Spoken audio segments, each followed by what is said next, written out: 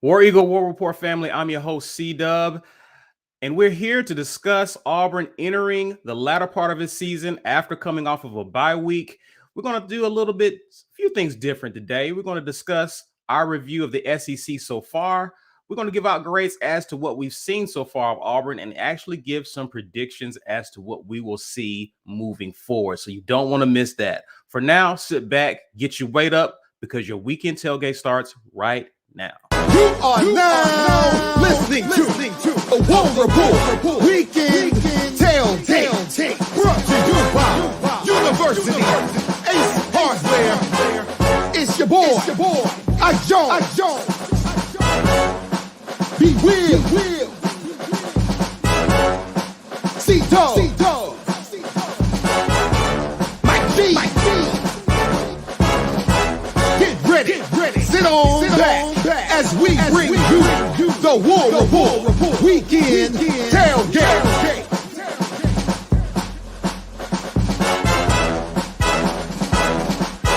War Eagles, everyone. Happy Sunday. Hope you guys are having a great weekend, hopefully a restful weekend, as we had no stress yesterday. We was able to watch college football with no worries because Auburn was guaranteed not to lose. Hope you guys are doing well, and welcome to our latest weekend tailgate brought to you by our good friends at University Ace Hardware.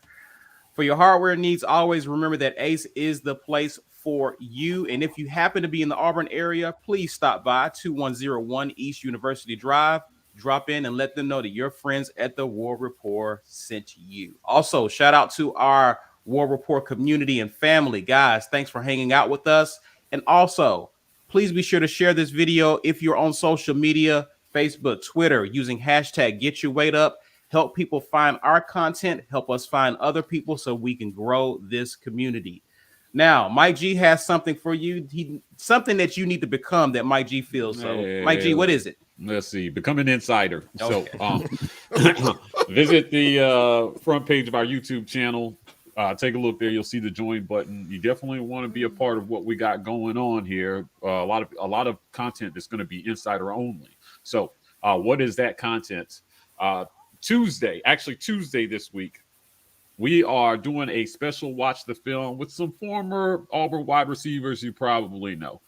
I'm really happy to be able to have these guys on. This is probably one of the most underrated group of receivers in Auburn history. Just a lot of big catches. They were all part of an undefeated team. They didn't get a lot of opportunities at some balls, but they're joining us to talk a little bit about wide receiver play, what it takes to be a consistent wide receiver, what to look for on the field. I can't wait to bring you guys this segment. So we're going to release this one Tuesday night. We're going to film tomorrow due to some streaming restrictions. We won't be going live with this one, but we can post it, and then we'll be chopping it up with you guys in the comments after the fact. So become an insider so you can get access to this segment. Other than that, you guys know we're partnered with the Lee County Humane Society. 50 cents on every dollar donated to our GoFundMe goes to the Lee County Humane Society to help them in their mission to save puppies. So we want you guys to help us put some good back into the world. This is the good that we've chosen. So you can find the link in the About section of our YouTube channel. Please go there. Every dollar donated counts. You guys are doing it already. I have to tell you guys, hashtag #GetYourWeightUp to enter the raffle for an AAU t-shirt. This is brought to you by GWT2 Energy. That's our guy, Walt, in the comments. So we can see Walt holler at him, say thank you for these t-shirt mug giveaways every week. Again, GWT2 Energy is bringing you this raffle every live cast. So hashtag #GetYourWeightUp. Check your spelling. Make sure it's right. At the 1 hour mark, we are going to draw. Last but not least, we're live on podcast. So we're working really hard to bring you guys this content on podcast. Go check us out. Our Wednesday night war room is going up. In the future, we'll be putting more of our content on podcast, but go check us out on Apple, Spotify, SoundCloud, anything you listen to podcasts on, we're at. Also, I want to acknowledge a super chat real quick. Cleveland, AU won the bye week, and Atlanta won the NLCS. What a great weekend. Go Braves and War Eagle. Absolutely, man. I was starting to think Atlanta was cursed for a minute. They've been getting close, but not quite. So I'm happy for them in that regard. So here's the good thing about that too. If the Braves break the sports curse for the state of Georgia, That means the Georgia Bulldogs still can lose and screw this season up because they don't have the juju left to be able to do that. So, No Braves. Yeah, brave. Let's go. Limited state juju. Yeah. Josh, welcome to the War Rapport family. Appreciate you, my good friends. Fellas, how we feeling, man? How we feeling? Auburn is rested up. How are we feeling going into this week, resuming SEC play? We're at home against Ole Miss coming up. How are we feeling about our squad? Hopefully, we'll almost be back to 100% in terms of healthy guys. How are we feeling, Ike? I'm feeling okay. I mean, listen, hopefully we get Owen Papo back this week. He'd be a welcome sight back. We have missed his presence on the field. Him back healthy, I think, is going to be a good thing for this defense that is starting to figure some things out. Still has some things to figure out, but you can't miss one of your more talented linebackers and expect to play at your best level. So looking forward to that. Outside of that, man, I just think, I'm hoping our offense continues the progress that we saw from the last game over into the next game so that we can start to make some teams respect us a little bit more on the offensive side of the football. B. Will, how you feeling, man? I'm about the same. I was encouraged by the last outing we actually had against Arkansas. We look great, man. That's the best we've looked in the last 3 years on offense. Hands down. We looked. I actually got to see my parents this weekend. They came down, and they're not like super heavy football fans. My dad was like, you know what? I'll say this. Y'all look like y'all are doing stuff on offense that makes sense. They just look better put together. Now, from him being just a casual football, I was like, yes, they do. They look like they're better organized and more disciplined. And I was actually a little bummed that our bye week came when it did because I wanted to see that continue. We are generally healthy across the board except for just a handful of guys, which is unheard of. A lot of teams are a lot worse off right now. So I wanted to keep that momentum. I wanted to keep us going, but I'm glad we will get a chance to rest those guys. And I think there's also the opportunity in a bye week you can go, hey, that was great. Now, you see what we did. You see why it worked. You kind of have a chance to get even more buy-in from the players because they can go, man, we played better than we've ever played. And the coaches can kind of collect them and say, all right, here's how we can keep this going. So hopefully they did that. I am probably more excited after watching the weekend's action than I was, even when I was screaming 9-3 at the beginning of this year. We can do some work, man. I definitely think 9-3 is squarely on the table, so I'm happy about that. Okay. I don't think Mike is gonna be like 10-2 is right there. It's not impossible, man, because we're gonna talk about it later. But everybody on our schedule can get got, so I'm feeling good. So Ike's feeling good, B's feeling good. Mike G, how are you feeling? I feel hopeful. Nothing that I saw this weekend from the rest of the SEC scared me. So I'm looking at what we got left. As B said, 10-2 is squarely on the table. I always thought that was a best case scenario, though. That was like my absolute, I didn't think we would do better than 10-2. So that's the ceiling right now for this regular season. I'm a little disappointed, man. The AP rankings came out and we moved down. I didn't understand. I guess, again, it's wait and see with this Auburn team. They have an opportunity. Ole Miss moved up from 12 to 9. So this is an opportunity. This is a week of preparation that I'm hopeful for our first-year head coach to notch a top 10 victory in his first season. So he's 2-0 on the road in the SEC so far this season. And it was Arkansas, but it was LSU. Now, I know LSU's down, but still, there's something to be said for winning games you should win. And, he was out recruiting this week. I think this is a good opportunity for them to go in, play tough, get a win. Ole Miss is not unbeatable. Nothing I saw told me that if we don't play a sound football game that we can't win. So I feel hopeful. I feel very hopeful for this weekend. Hopefully they can build on the momentum from last week and put something together that that gives us more hope going into the rest of the season. Schedule's tough. It's tough. So we need all the hope we can get. Agreed. And I do feel good about this. I feel better about Ole Miss than I do A&M. A&M, even though it was South Carolina, they beat them soundly. They didn't look like they were struggling. So they look like they're starting to figure some things out. And I feel that I'm always reminded of what Harsin said. I think it was spring, one of the practices we had in the spring, where we invited the fans in, and he rallied the team together and says, "This is our house. Teams should be afraid of coming in here to play." And so I'm hoping that mentality continues to take effect this season when Ole Miss comes into town, and that we continue to look prepared, and we give I don't them think a Georgia got tough. the memo. Yeah, right. Well, Georgia got the memo. it's in process. So I'm hoping that begins to take shape, against a ranked opponent like Ole Miss, and that we have a fair showing. So I'm looking forward to seeing what we look like this week. I'm hopeful they've taken advantage of this bye week, and we come out looking even more prepared. So, guys, let's talk about what we saw elsewhere, seeing as though Auburn was on a bye week. What did we see? I will start out here. With this. Penn State. Penn freaking State. I'm not expecting you guys to run the table. I know that's a tough game y'all got against Ohio State, but Illinois, the Fighting Billamas, one-dimensional Illinois, was able to run the ball consistently throughout this game and stop you guys. I really wish that this was the Penn State that we would have faced had we gone into Happy Valley. Clearly, that got up for us. But all you had to do was stop one-dimensional Illinois and score some points. Look competent doing so. Offensively, it looked chaotic.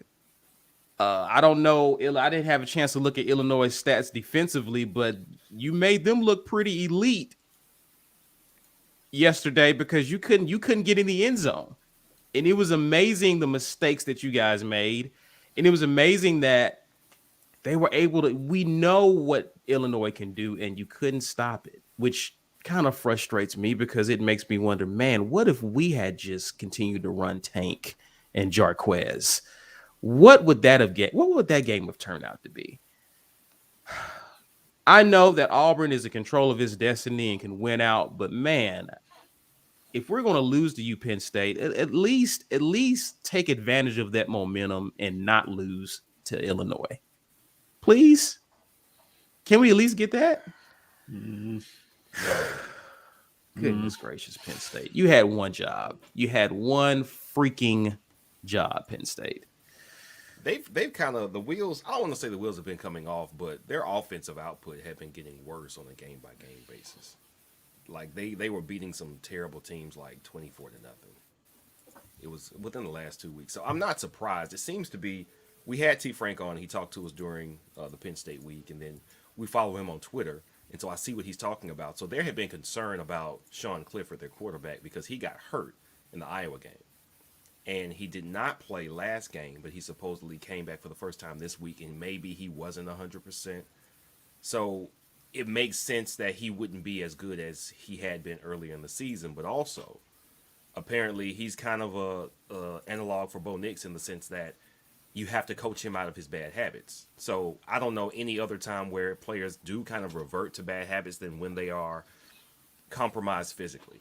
And then it's really hard to think through new habits and out of old ones when you got a nagging injury or something that's keeping you from using your body like you want to. So I wasn't surprised that they couldn't put up points, and they had kind of been, like I said, trailing off since. But 18 points in 60 minutes in 9 overtimes. That is so poor. Yeah. Right. That I can't even imagine that. Like, Gus could have got more points than that in 9 overtimes. They're all gonna be yeah. I don't know, man. That's bad. Anyway, Their run game is on life support. It wasn't. It I mean, wasn't but they have, good but to it hasn't begin been with. good the whole season. So Yeah, yeah. it hasn't been good to begin with. But yeah, it just.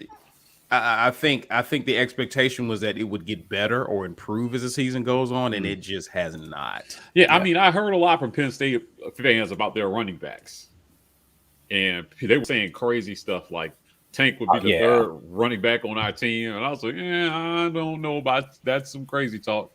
But they went in there one-dimensional, and their quarterback didn't show up, and they got beat. They got beat by a team that committed to running the ball. See, this is what I'm talking about right here. Illinois threw for 38 yards and won. Yeah, let's just be clear. We abandoned the run against Penn State. Yeah. We did not. Yeah. We ran from 100 for 165 yards, and at no point during that game were they in danger of stopping our run game. We needed to take 5 of those throws that Bo threw down the field that had no shot at being completed and hand it to Jarquez or Tank. Yeah. And I'm not saying we win, but maybe there's a little bit more theater at the end of the game. So there's no guarantee we would have won. But I just thought that would have been a better game plan. So I still remain impressed with the job that Franklin's doing at that school. He's consistently got them into conversation. But I wonder how much these coaching search rumors are playing into Franklin's performance. Affecting their team in general. Just distractions, man. First it's USC. Now people are talking about LSU. Right? I mean, his job, his name is getting linked to every job out there that's worth anything. So he's got a job to do to keep his team focused down the stretch here. They still have something to play for. So do they? Yeah, they still have something to play for. 2 big losses? No, listen, they can still finish the season. They got enough big games on their season that it's going to matter if they finish the season strong or not. So they got something to play for. Yeah, well, that's that for Penn State. Who? B. Will, I think it's you, sir. Is it me? All right, well, here's what I saw. Everybody else is, at the very least, suspect, and Georgia has been the one consistent team. Now, that's not to say they're unbeatable. You can move the ball on them. We did. Kentucky did. And I hyped up Georgia last week. But what I really want, and I'm not going to lie to y'all, I want to continue to hype up Georgia and they lose so that the slander will be so solid and no one will ever question why the slander of Kirby Smart and the Georgia Bulldogs is come so frequently. That's what I want.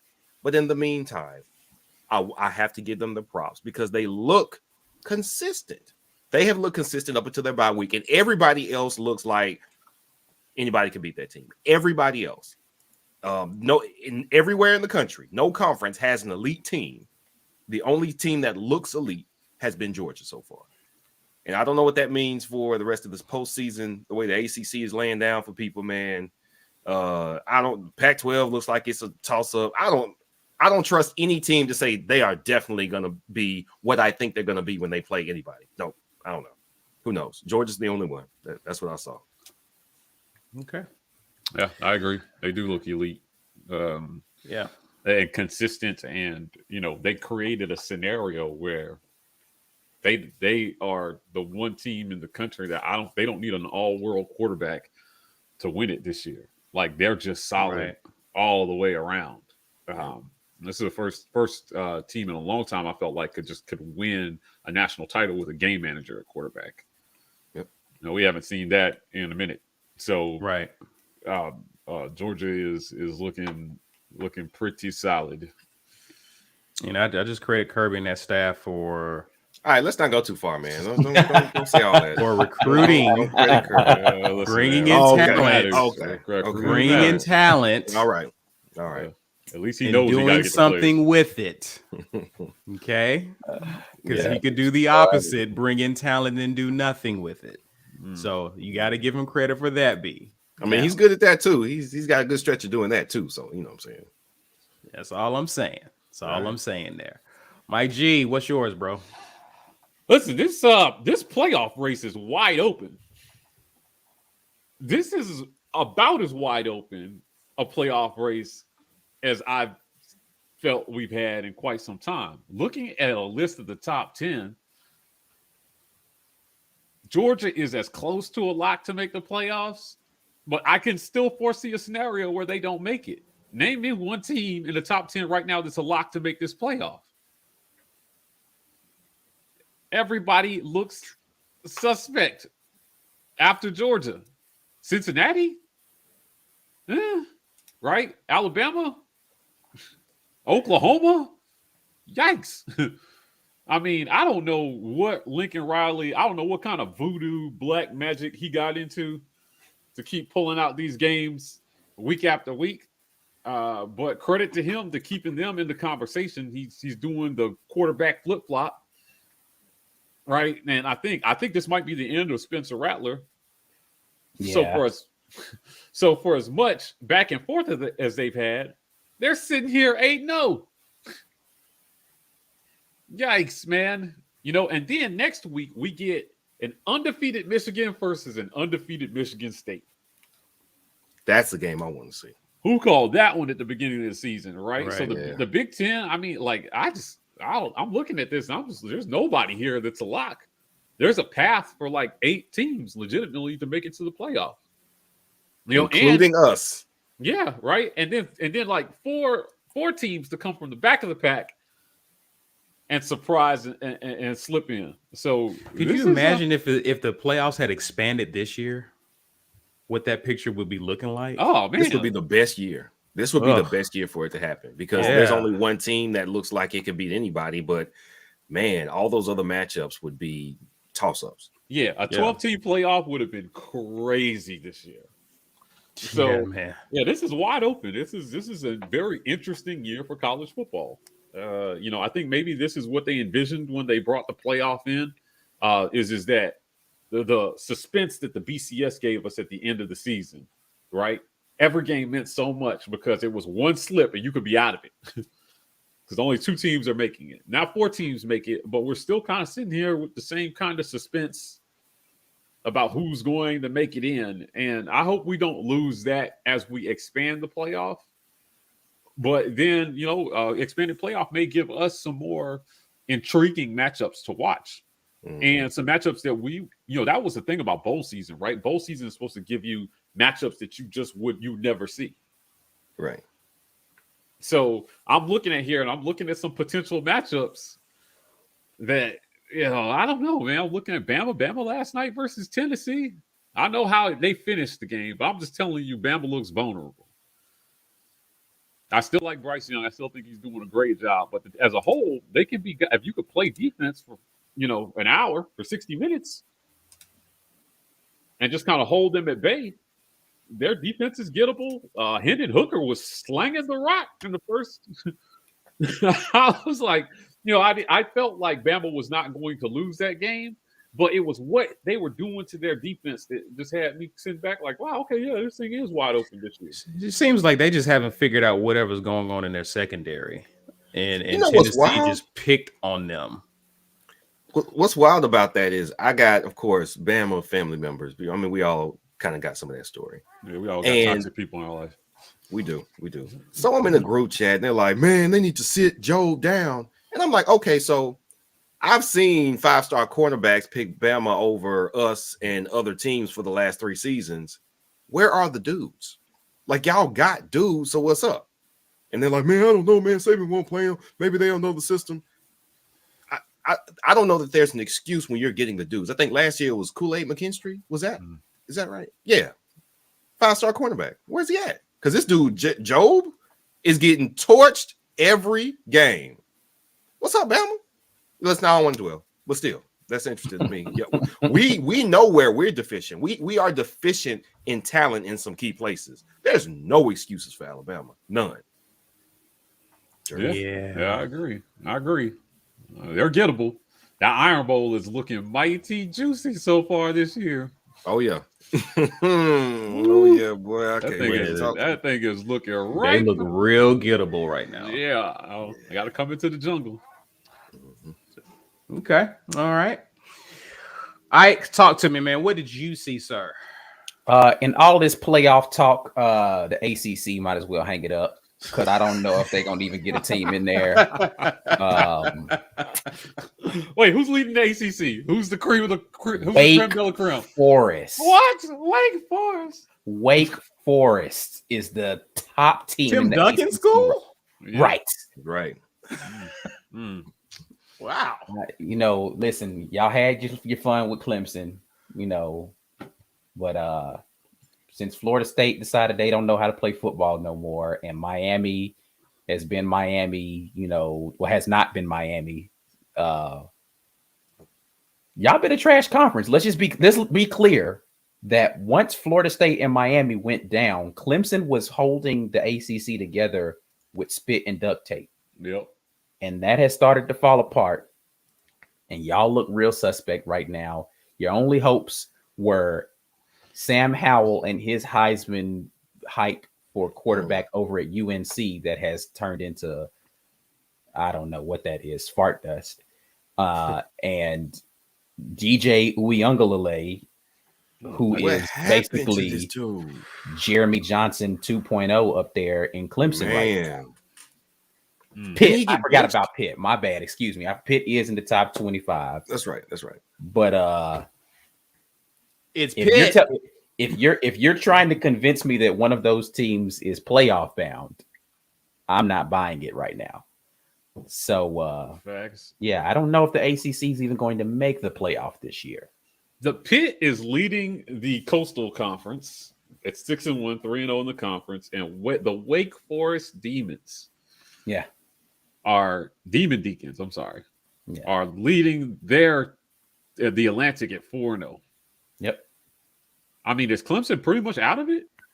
Oh yeah, they're done. Yeah, they're done. Yeah, They're they're 3-2. At 3-2, Yes. they're just done, right? There's no. They lost 3 done games happening. now. I They're thought 3-2. 3-2 in conference. 3-2 in conference. Yeah, that's what I'm saying. 2 losses in conference for them, I think is. I mean, That's it's okay. going to take a collapse from those top 2 teams. They're in the Atlantic, right? Mm-hmm. Yeah. So they're the other team the team that's beating it right now is Wake Forest in that division, in the Atlantic division.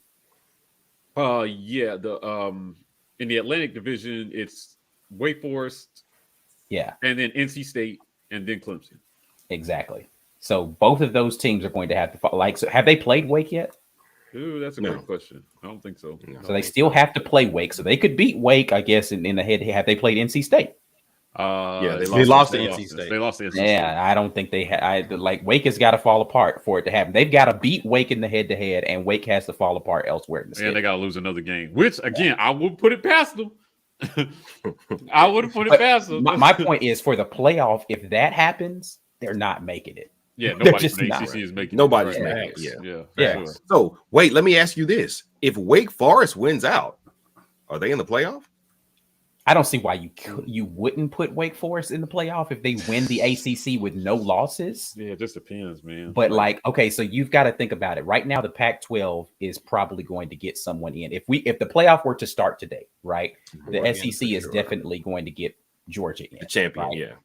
Oregon is likely in. Oklahoma win is out. likely in. Oh, I'm just saying if it started today. Oh, okay, yeah. If it started today, Oregon's likely in. Oklahoma's in. Georgia's in. That 4th team is Wake Forest, I guess, right now. Yeah, It'll be see, Michigan okay. or Michigan State. Michigan. Yeah, Yeah, Michigan yeah. State. Yeah, I honestly could see an Yeah. undefeated Wake getting left out of this. Yeah, that's ACC is not looking good, man. Yeah, right. Listen, so Not looking good. You don't want your champion being Wake Forest this year. Because correct. undefeated Oklahoma, undefeated Michigan or Michigan State, and a undefeated Georgia definitely go. Which means it's either undefeated Wake Forest or 1-loss Oregon. Or I one, still think a 1-loss Oregon beats them Cincy. out. or one loss Ohio yeah, State. they don't get over you. I don't think they get in over Cincy. Right. Or a 1-loss Bama as Right. Okay. a runner-up. So here's I the don't want to think about that. No, No, here's I don't like that. Here's what No, nobody no, want to talk no. about this. They don't want to No. talk about this. No. Bama wins out and beats Georgia in a close one. And we're sitting here looking at another Bama and Georgia making the playoff potentially. It'd be hard to argue that though. Yeah, Like for the regardless of first what happens time, I'd around be them, like, yeah. "Hey, listen, Bama, you beat us at home with your deficiencies. You beat Georgia on a neutral field with your deficiencies. Anybody who has that resume, I say yes. With one loss, you deserve it. And there's no shame in losing to Bama at any given point of the season. Like, the no way- one's going to right. knock you for that. The way this is stacking up right now, I think the Pack is out. I think their chances of getting a team in are really low. Pack is definitely. I just don't think the ACC is getting in either, though. Yeah, right. You're going to end up with two teams Yeah, from some Pack is ahead conference. of the ACC at this point. Either the Big Ten or the SEC is going to SEC, get two, and then if Oklahoma wins out, they're in. Yeah. Wait, okay, I got a better question. So basically, you got the SEC, Big 12, and Big 10. Basically, it's who I think would likely get in. Okay, so now new question: does an undefeated Cincy get in over an undefeated Wake or a one-loss Pac-12 champion? I have to see what I would really love to see week one of these playoff rankings, these committee rankings are going to be really interesting because that will tell us everything. yeah. We need to know how they're looking at Cincy right now. Right? Do they really think Cincy? Because this AP thing, they may be looking at Cincy and thinking, I don't know. Bama's got a better resume. Ohio State, are they looking at an undefeated Oklahoma and thinking you guys have squeaked it out week after week? You're not a top 4 team right now. And no quality wins, honestly, for Oklahoma. Yeah, I'll be real. Cincinnati's in a very similar spot that UCF was in a couple of years ago. Oklahoma State lost yesterday, right? Yes, They did. Yes. They lost to Iowa State. That hurt Oklahoma if they was like They dropped all the way to 15 in the AP from 8. I'm just thinking for Oklahoma in terms of quality wins, like So for as well as can we before we move on, because we talk a lot about recruiting, and since this is Ike's, I just want to stick here for just a couple minutes. Humor me. What's happening to Clemson right now, even despite how well they've recruited year after year, is a perfect example about why stars aren't everything. They aren't everything. They're not irrelevant. But not irrelevant, but it's a part of the puzzle. It's a part of the equation. Right. But the coaching and development is still, to me, the most important piece. Look what's happening to them right now. Do we still drink? Man, we hadn't done that in so Well, We gotta start that up again. Drink cup here. All right. So I'm just saying, when you look at what's been happening, up the road and the run they've kind of been on, as vulnerable as they look this year, still the being able to find a quarterback year after year after year is pretty damn impressive. It is. And that's why when Auburn can do that, think about it. Every time we found a quarterback, we're in the conversation. That's smack in the middle of it over the last 20 years. Yeah. At the very least. Yeah. So I just, again, with Brian Harsin, the job that he has to do here with recruiting is, if his system can develop, and he's got a huge opportunity this year. You know what I mean? F around and find out. Finish 9-3 and let one of those wins be Bama, or win out and finish 10-2. And somehow just be competitive in the SEC championship game. I don't think anybody really is knocking him too hard if he can't get over that Georgia hurdle this year. But notch an Iron Bowl win and somehow close this thing out if we make the SEC championship, our record could be 11-3. We would go in 10-2, a bowl game. 11-2 would be our best case. 11-2, best case. Yeah. Right. Okay. Or 10-3. Oh, well, he's saying if we lose the SEC championship game, yeah, we would be 10-3, so we could win a bowl game and be 11-3. Yeah. Man, look, there's a lot of wins in that scenario for him in terms of recruiting. Yeah. Right. For sure. Now, For sure. how players look at that, what he shows on the field, if quarterbacks start wanting to say, I need to go play for this guy, watch out for Auburn.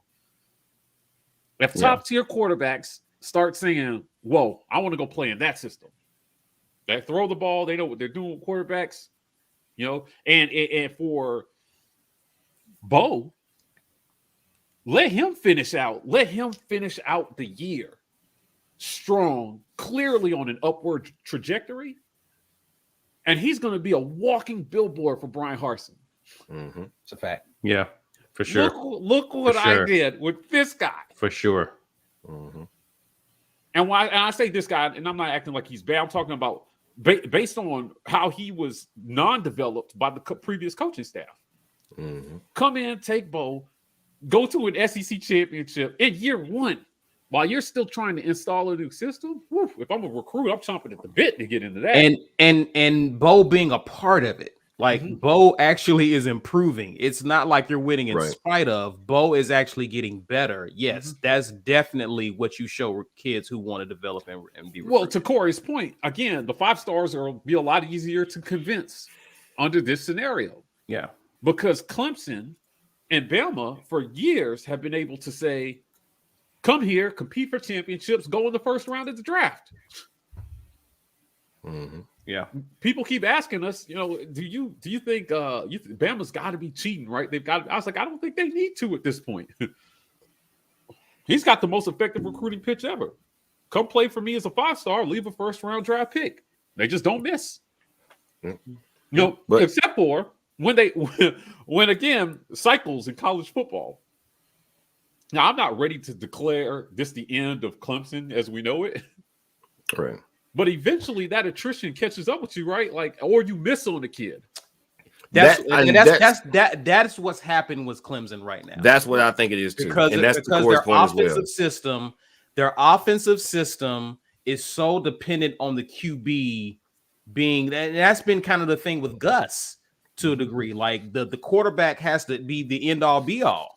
And so if you miss on that guy, and that low key, that's what's happened in Oklahoma. It just ain't caught up to them yet. Right. Well, I agree with Corey's statement because, again, if you are filled with 5 stars, but your quarterback is playing poorly, that likely means you're one-dimensional. And in our league, being one-dimensional means not a chance. You're done. Yeah, really. Yeah.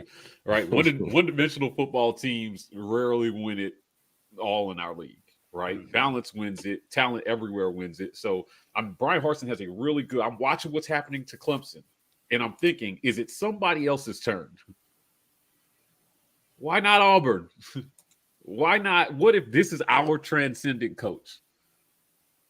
Now, 15 years ago, Bama got lucky and they didn't hire Rich Rod. And Saban just decided that the NFL wasn't for him right at the right time. And when he went there, I was terrified. And I just keep thinking, man, like, I want this for the student athletes. I want it for Alan Green. I want it for the guy who stuck his neck out for this coach. And the more I learn about Brian Harsin, I really want it for him too, man. Yeah, man. Brian Harsin, there are a few things that I question about decisions that he's made based upon information that I know about those decisions that now I'm just like, you know what?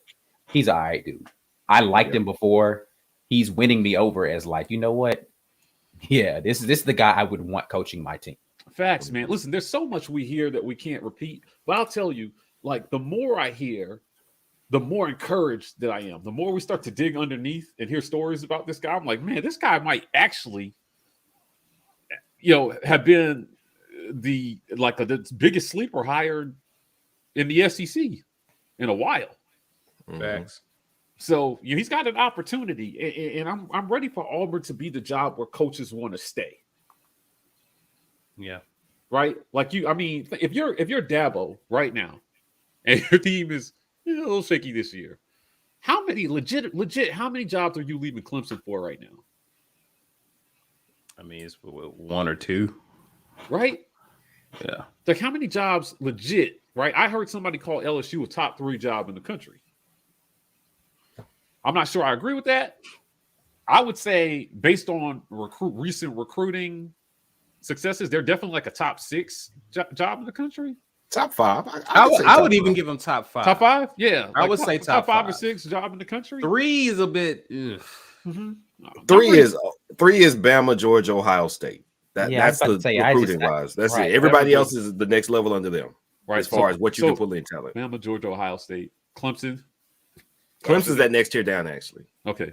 And Dabo has just exceeded. You have to go, Notre Dame, Clemson, right? Like as far as LSU. To me, that's the second as level. far as what you can get paid, Texas. But like outside of that, like yeah. And then you're looking, like Texas used to be just because of the prestigiousness of the university and all the allure, which is worn off Turns Yeah, out not if bad. you have enough mediocre seasons, it doesn't matter to modern day high school Right. athletes, Yeah, right? So, I don't know, man. Like we've caught Auburn because in a apparently spot. we're a basketball school. So. Yeah, right. That's what I was going to say.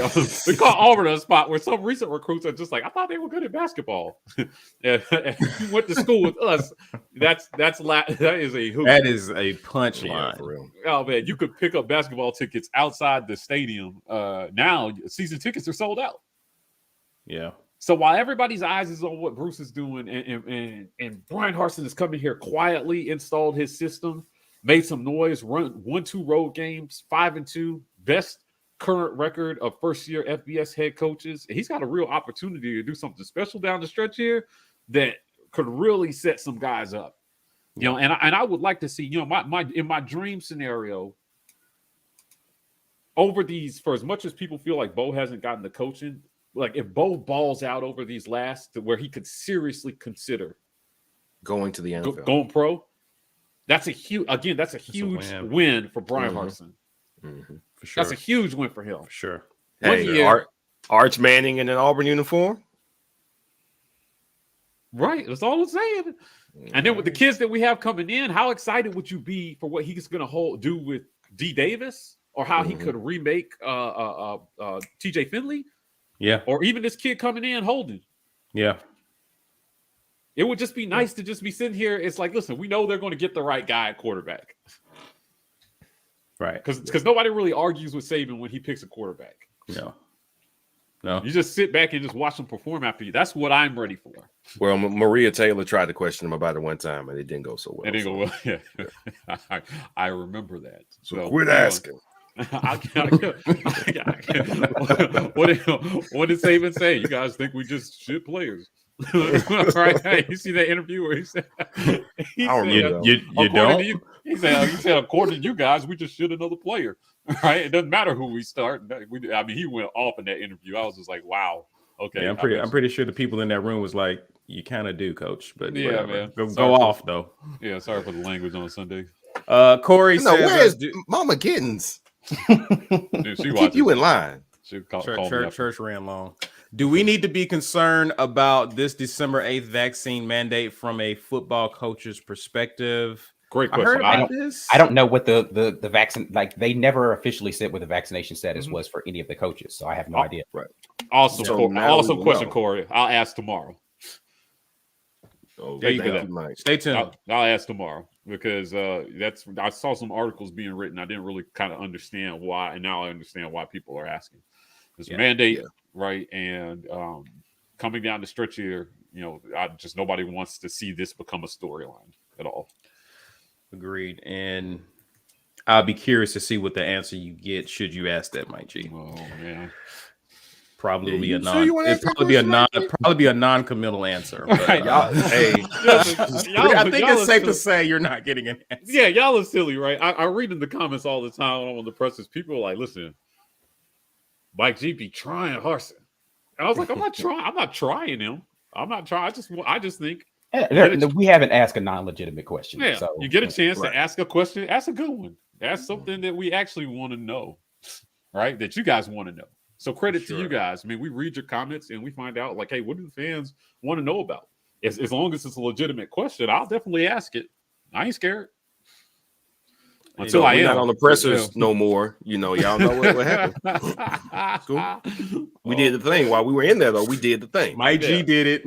Yeah, right. So I will definitely ask about that one. Like it or not, it's a legitimate question. Yeah. Right. Hey, coach, where do we stand with our vax rates? Is this going to be an issue for you come December? Indeed. It's specifically as far as the mandate though is for employees, right? Employees, so it's not the staff. Right. Well, guys, listen, we appreciate our community watching live with us, commenting, giving your thoughts on what you saw yesterday. But if you're watching us on replay, please be sure to drop your thoughts as to what you saw watching college football during Auburn's bye week. This is also serves as a reminder that you're watching the Weekend Tailgate. We pause to acknowledge the sponsors of the War Rapport. I want to. The War Report's Weekend Tailgate Show is brought to you by our generous sponsors. University Ace Hardware, located at 2101 East University Drive in Auburn, Alabama, right across the street from the Auburn Mall and next to the movie theater. For all of your hardware needs, Ace is the place. Our betting partner, BUSR. Bet with confidence at busr.com/report. auburnsports.com. For news and notes on all things Auburn sports, head over to auburnsports.com. And our giveaway sponsor, GWT2 Energy. If you want the best in the business at restaurant logistics, check out our friends at GWT2energy.com. Hey, listen, become an insider. You guys already know the deal. Tuesday night, we are coming at you, our insiders, with special Watch the Film segment. Devin Aroma Shadu, Ben Obamanu, Courtney Taylor. They're joining us to talk about some football, guys. We are going to talk about pass catching. It's going to be amazing. So this segment is actually sponsored by Devin. Devin is a mortgage banker. You can see his information there on the screen. He's based out of Birmingham, Alabama, or Hooverish, right? As noted here. This is his contact information. If you're looking for a home loan or you need some mortgage stuff taken care of, please contact Devin. He's donating his time to talk to us about pass catching and just, the wide receiver part of a lot of discussions that are happening in the Auburn community right now around the program. If you missed it at the top of the broadcast, we're giving away a t-shirt, hashtag get your weight up in the comments to enter. This is brought to you by GWT2 Energy. That's our guy, Walt Taylor. So thank Walt here for these giveaways every live stream. We appreciate Walt for being a valued member of our community. Our merch store is live. You can find this link in the About section of our YouTube channel as well. And we are live on podcasts. So if you want to hear the War Rapport on podcast, please go over there, check us out. We're on Apple, Spotify, SoundCloud, anything you listen to podcasts on. Last but really, really not least, we have an interview out with Chris Todd. Chris Todd gave us a little bit of his time to talk about chemistry, mechanics, ball placement, velocity, all that, right? So again, we're taking conversations that are happening in the Auburn community right now and bringing you guys more content that you want to hear. So big shout out to Chris. He's a friend of the channel, but with as much talk that's been happening about, around drops and why those are happening and what they can do to clean that up, we thought it was important to bring a quarterback on to talk about the quarterback side of it. And then we're bringing you some receivers to talk about the receiver side of it so that both sides are equally represented in the discussion. So we're all about education here at the War Rapport. We appreciate you guys giving us the feedback. We're using that to tailor content just for you. Indeed.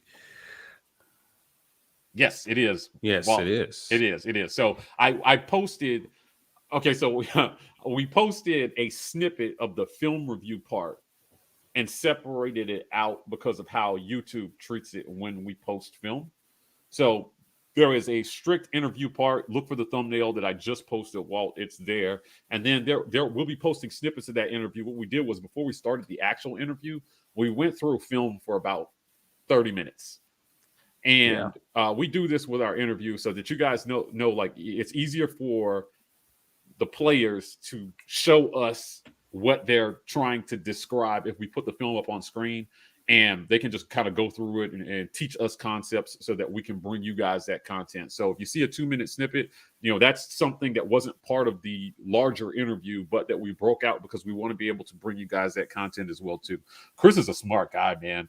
Listen, every time I hear him talk football concepts and teaching, I can't wait for the day that he gets into coaching. Legit. I think he's going to be a great coach. And under different circumstances, he would have accomplished a lot more here at Auburn had it not been for that shoulder surgery, I think. Yeah. Just a great football mind. For sure. Well, listen, guys, let's get back into it. The time we have left, let's talk grades, shall we? The War Report Card.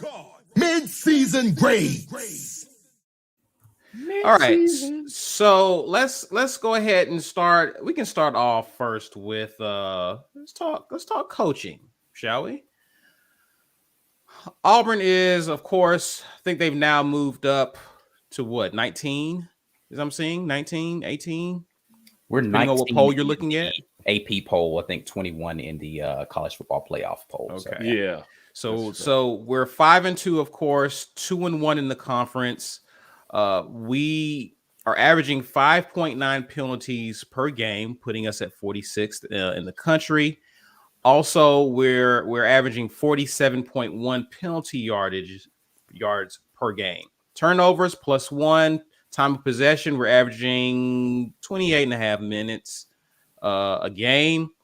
Third down percentage, 45%. Fourth down percentage, 63%. In red zone, we've converted 20 of 22, with 14 of those being touchdowns. So, guys, let's talk about it. Let's talk about what we feel the grades are for the coaching staff as we assess the decisions that they've made. I've been very pleased overall with the coaching staff. I'll just say that. And I'm giving them a pretty generous good grade. I'm giving them an A- in terms of not only from a game plan perspective. There hasn't been a perfect season. We have come on here and have questioned certain decisions made on the field. And I don't think there's a coaching staff where we wouldn't do that. But I think overall, in terms of these kids understanding at least what they're supposed to be doing, in terms of Harsin being true to his 1-0 mentality, Harsin is committed to trying to win. And he's going to do what it takes to win. And we saw that against Georgia State when he did what we didn't think would happen. He sat Bo and put TJ Finley in. But then what was even more impressive, he came back the following week when many people felt like, hey, leave Bo to the Wolves. He picked Bo back up, put him back in, and Bo has been playing relatively well for the most part since then, right? So I think in order to do what it takes to win, but also have the confidence in his players to put them in positions where they can succeed, and we're seeing the offense beginning, as B alluded to, what his family member mentioned, we look like we know what we're doing. We look like we have a plan. We look competent. That's amazing 7 games in after what we've been seeing for the past several years. So I'm impressed with what I'm seeing on that side. I'm eager to see how much improvement we make in the secondary. I'm still believing in Mason. I like some of the things that I've seen. We got some great leadership on that side of the ball, but I think overall our coaching staff has done a great job. I'm giving them an A-.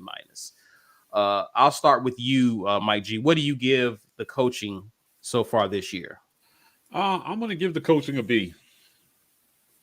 I think that year one, they're trying to figure some things out. And I give them a B because of Penn State. If it weren't for Penn State, this would be an A. But the sheer amount of throws down the field it's just been ineffective for us so far this year versus, not leaning into the run. When I asked him about balance early in the season, he said, we want to be balanced, but that starts with the run, being a downhill run team. At times, we failed to be that. And in Penn State, it was not because we could not execute that. It was because they weren't calling it. So that's what keeps them from an A for me, right? Now, how do I feel about the game plans since then? I'm a little, the opportunities were there. I'm a little iffy on Georgia on both sides of the ball. But then to come back with Arkansas and then the decisions, right?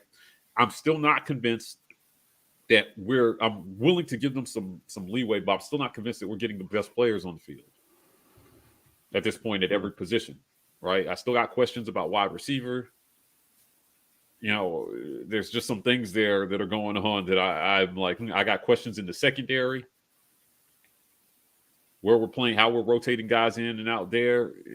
It just seems like they're still figuring some things out. I think B is just a fair grade for our first year coaching staff. If it's an A, we're sitting here with 1 loss or no losses based on this squad, right? Because it's not like he took over a squad with no talent at all, right? There was talent on this team. So definitely B. I think a B is border and B+. B. Will? I'm gonna go A minus, and even with the two losses we've had, one loss is where the guys they have are generally pretty much just better than the guys you have. Then I don't know how to hold that against a coach where you had what you had when you came in here, and you did make some roster changes, but at some point in college football, it's never going to be all about 5 stars. Mike makes that point a lot, and I agree with that point because coaching and development can close the gap between natural talent and what is looked at as lesser talent. But honestly, there's not that much difference between a very good 3-star player and a 5-star player, if we're being legit. I mean, it's just really not. So, but it does make a difference if the guy is just as fast as you and he's 50 pounds heavier than the guy you usually line up across. I mean, that's just a difference that we could not overcome against Georgia. So I don't hold that loss against them. The Penn State loss, I'm of two minds about it because on one hand, I think you have to have that Penn State loss in order to get the Bo Nix and the offense that we saw against Arkansas. I think one directly correlates with another because you have to give Bo the decision-making to make the wrong play in that game at the goal line or to make the don't throw the fade, hand it off instead. They said he had options and he chose a play. It did not work out. So I'm going to say it was not the right choice in that Penn State game. But what better way to actually coach a guy to make better decisions than being able to take the wrong when you say you see why that was about the wrong decision? Now, what's the better decision based on the personnel? You learn what he can and cannot do, and you game plan better for him because you need the quarterback. Yeah, we could have run it down. Perhaps there is a world where we could have just gone Illinois against Penn State, and the quarterback was a much smaller part of the game plan. But for the games we have to win coming up, does that prepare Bo Nix as the quarterback to be good enough to win those games? I don't think so. I think you have to have the growing pains to make the progress that he's made. Him benching Bo has been a huge part of why Bo has gotten better. Even after Bo lost that game, he split reps in practice. 60-40. Mm-hmm. That's a coaching decision to say, man, the heat ain't off you. It ain't sweet out here. You better go out here and show me something. And then get the best game the guy has ever played. Those are coaching decisions that would not have been made in previous years that are being made right now. And even if the results haven't been great in 2 of the games, it's building to something. And right now, everything we want to do is still on the table.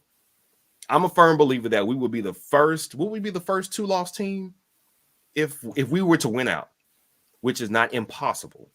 You may argue it's not likely. If we were to win out, we beat A&M, we beat Alabama, we beat Georgia in an SEC championship game. All of that is still possible because he's done a good job to this point. Malzahn has played us out of our conference schedule by this point in years past. But here we go with the first-year guy. These guys aren't even his guys. He did not recruit Bo Nix. And that's the most important player, single player. There's no one player who has more weight than the quarterback, and that's not even his guy. And he's a quarterback. So he knows how critical that position. He didn't get to choose, like, I want a guy who thinks like me and understands like me. He didn't get to make that decision. He just made the best out of the guy who was here. And I think that's an amazing job. I think the offense getting better, the wide receivers getting better. We're seeing improvement. Even if we are not great, everybody is improving every week. That is a phenomenal coaching job. I will question some decisions like Mike, but from what we have heard from behind the scenes, it is not just as simple as I don't like you, so you're not getting on the field. Right. There's more to it than that. So I at least agree, even if, yes, the absolute best guy at a certain position may not be on the field, but are you buying in? Are you doing what the coaches ask you to do? If the coach is being fair in his assessment of the players that are getting on the field and you are not meeting that requirement, then I have no problem with the decisions that are being made. And all of that stacks up to me. We're going the right direction. We are playing better. We'll see if we're playing consistently next weekend. But I like an A-. Hey, talk to me, man. What are your thoughts about coaching before we get to the giveaway? Yeah, I think I'm gonna go B+. I agree for it to be an A for me. We don't lose the Penn State game. I don't know. I think great coaching allows you to win that game. And that's where an A would get for me. I listen, it started for me in the preseason with the culture reset and expectations that happened. I feel like the players that bought in are getting the potential to play. It's not going to be a better grade just because I feel like, to Mike's point, some personnel decisions. I don't personally think that the best players are playing at some position, specifically at wide receiver. I'm not going to take any shots at any particular player right now. We'll talk about that later. But I just do question some of that. But I understand that it's a cultural thing. It's like, okay, the guys that are working the hardest are going to play, and he needs to set that expectation early, right, at the sometimes, detriment of winning, losing games, possessions, whatever. So I understand that. I think that we have had a tough task of resetting just kind of how people are playing just the game of football, right? Like the offense looks like an offense that's capable of playing. Like the offensive game plan actually looks different week to week. You can't say that prior to now that it looked like we went in and said, this is how we want to attack this team.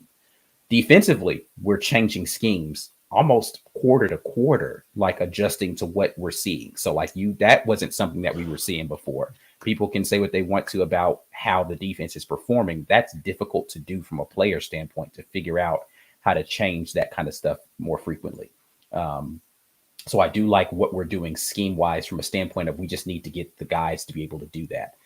I like the game plans that Mike Bobo has put together for the most part. It could have been better, which is why, again, this is not an A. But I think overall B+ is fair if you average it out for what we have from defense, offense, and then head coaching.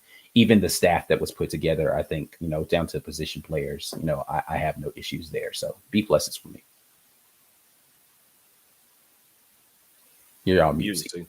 There you have it, guys. Let's get to this drawing, shall we? Let's do that. See what we got over here. 67 entries. That is it's a t-shirt. That is not wonderful.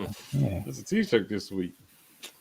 Not even a mug. Can we get to 100? We got over 200 people in here today.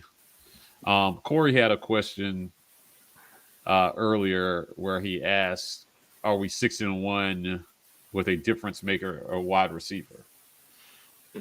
Assuming that the game is Penn State that you're talking about, Corey, the answer is no.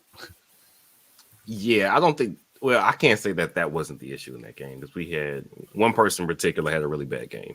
Yeah, we had two drops in that game. You know what's a good question though? If we did have a difference maker at wide receiver, would he have been on the field ahead of Shed? Yeah, right. Yeah, who knows? Right. Yeah, who knows, man? I think the amount of uncatchable balls that got thrown in that game down the field says no, right? So it would be it'd be tough for me to say that would have been the difference. I don't think it mattered who we had at wide receiver. I think the difference in that game is the run game. Like if we run the ball better that game, or more consistently in that game as far as the play calls, we probably walk out of Penn State with a win, in my opinion. Yeah, close, but a win for sure. So I would just say I don't think that. Yeah, I know a lot is being said about receivers. Somebody asked about Darius Clemens. Chances that we get Darius Clemens. We're going to be covering recruiting in the offseason extensively. And I'll tell you, we need to go out and get him. I mean, I think he's the highest rated guy on Auburn's board that they're going after. Seriously. That we're in contention for. Number one kid out of Oregon. Got to show him something, though. Yeah. You got to show kids like that something, though. He's not coming here to sit and block. 86, 87. We're not going to wait on this all day, though. We got other things we got to get to. I'm going to pull this here in 10 seconds. Pull the level, hashtag get your weight up. Who will it be 3, this week? 2, let's get to it. All right. I was just about to jump in from my phone, man. For me, sure. Who do we have?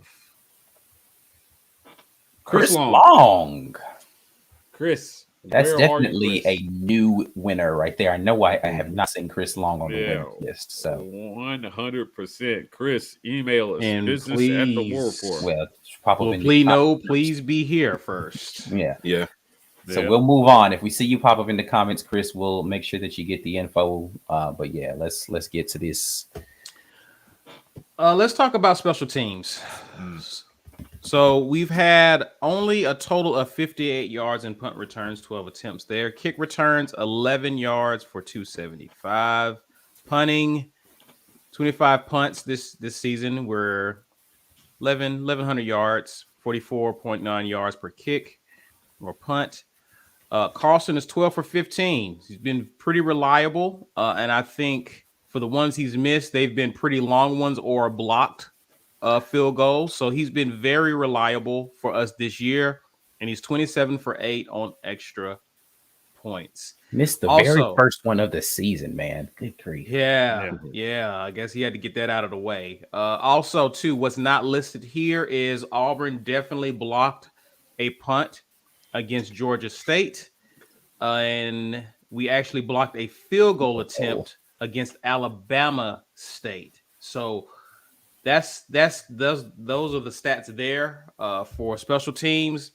I think special teams hasn't really done much to cost us. I can't think of anything they've cost us a game.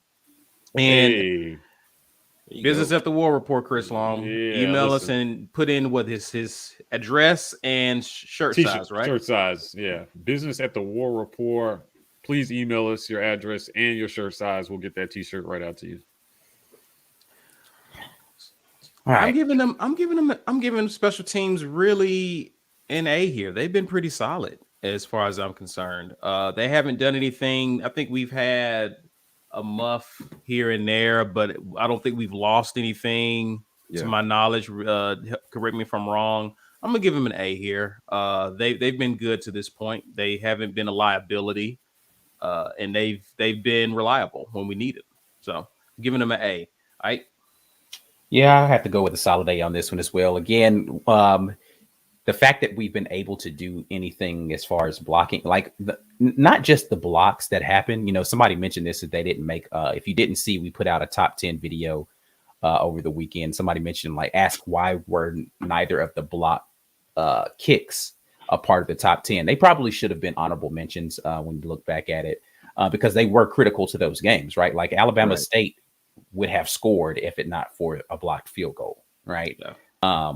Georgia State, the trajectory of that game was going awfully before that blocked punt for a touchdown, right? So those were definitely critical plays to our season. So the special teams gets an A for me.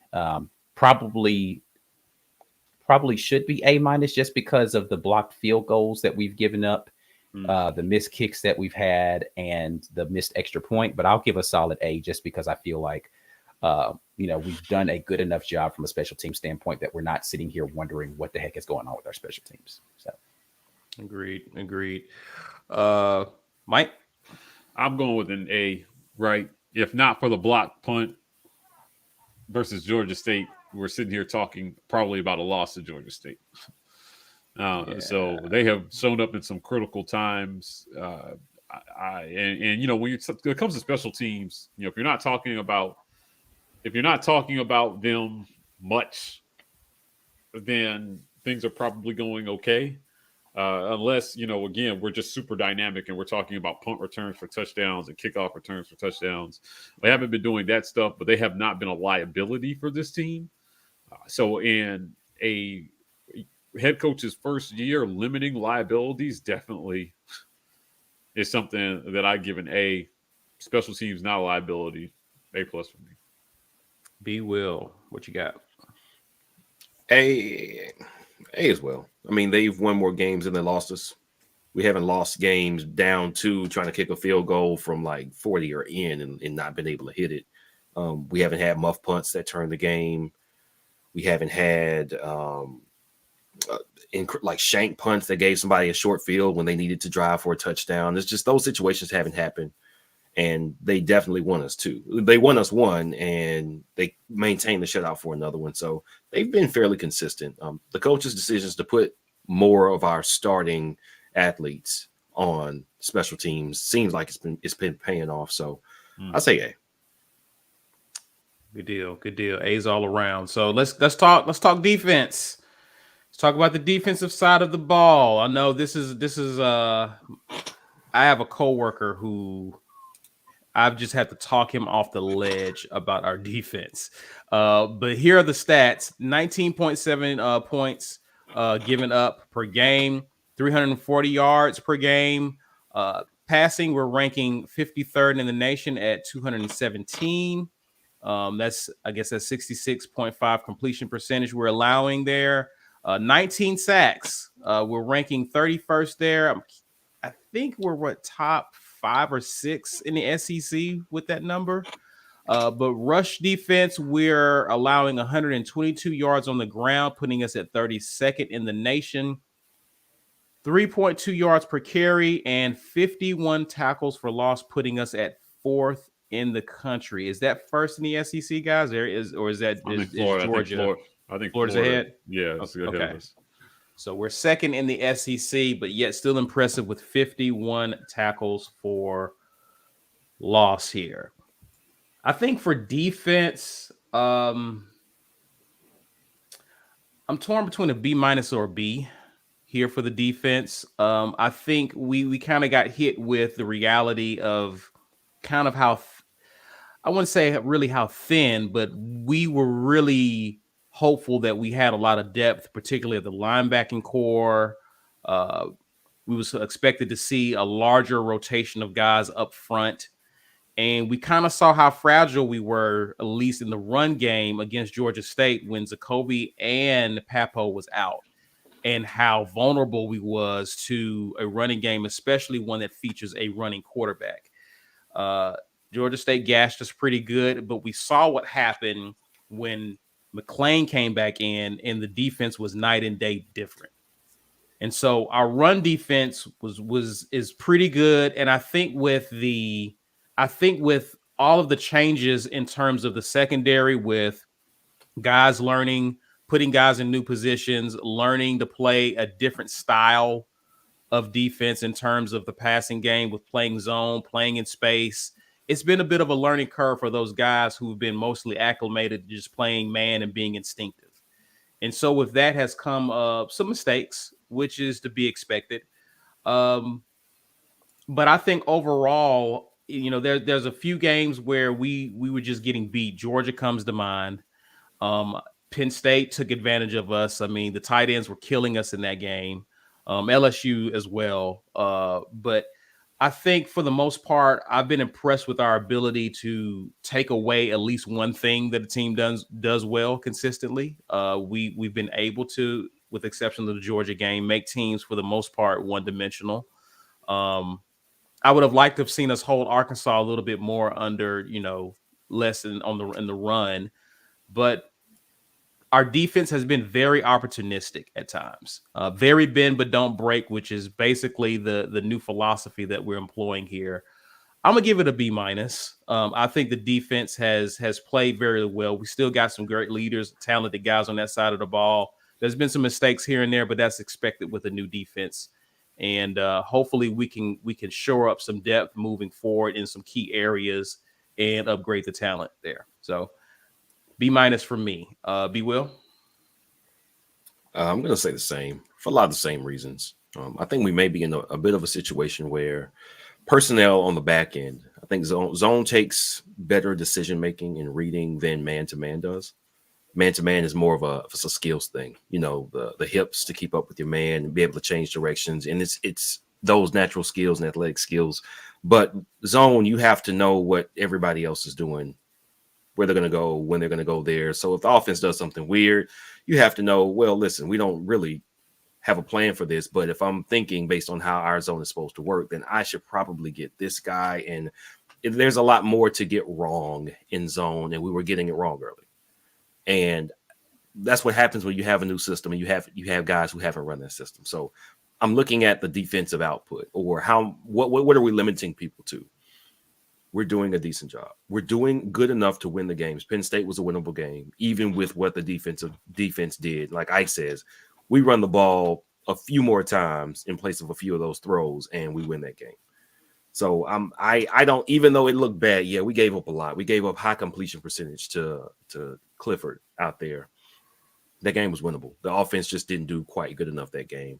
And the same thing for Georgia. The Georgia game, our offense actually put our defense in a hole that I don't think if you give our defense a little rest, they probably don't get to 30-something points. You could probably keep them under 32.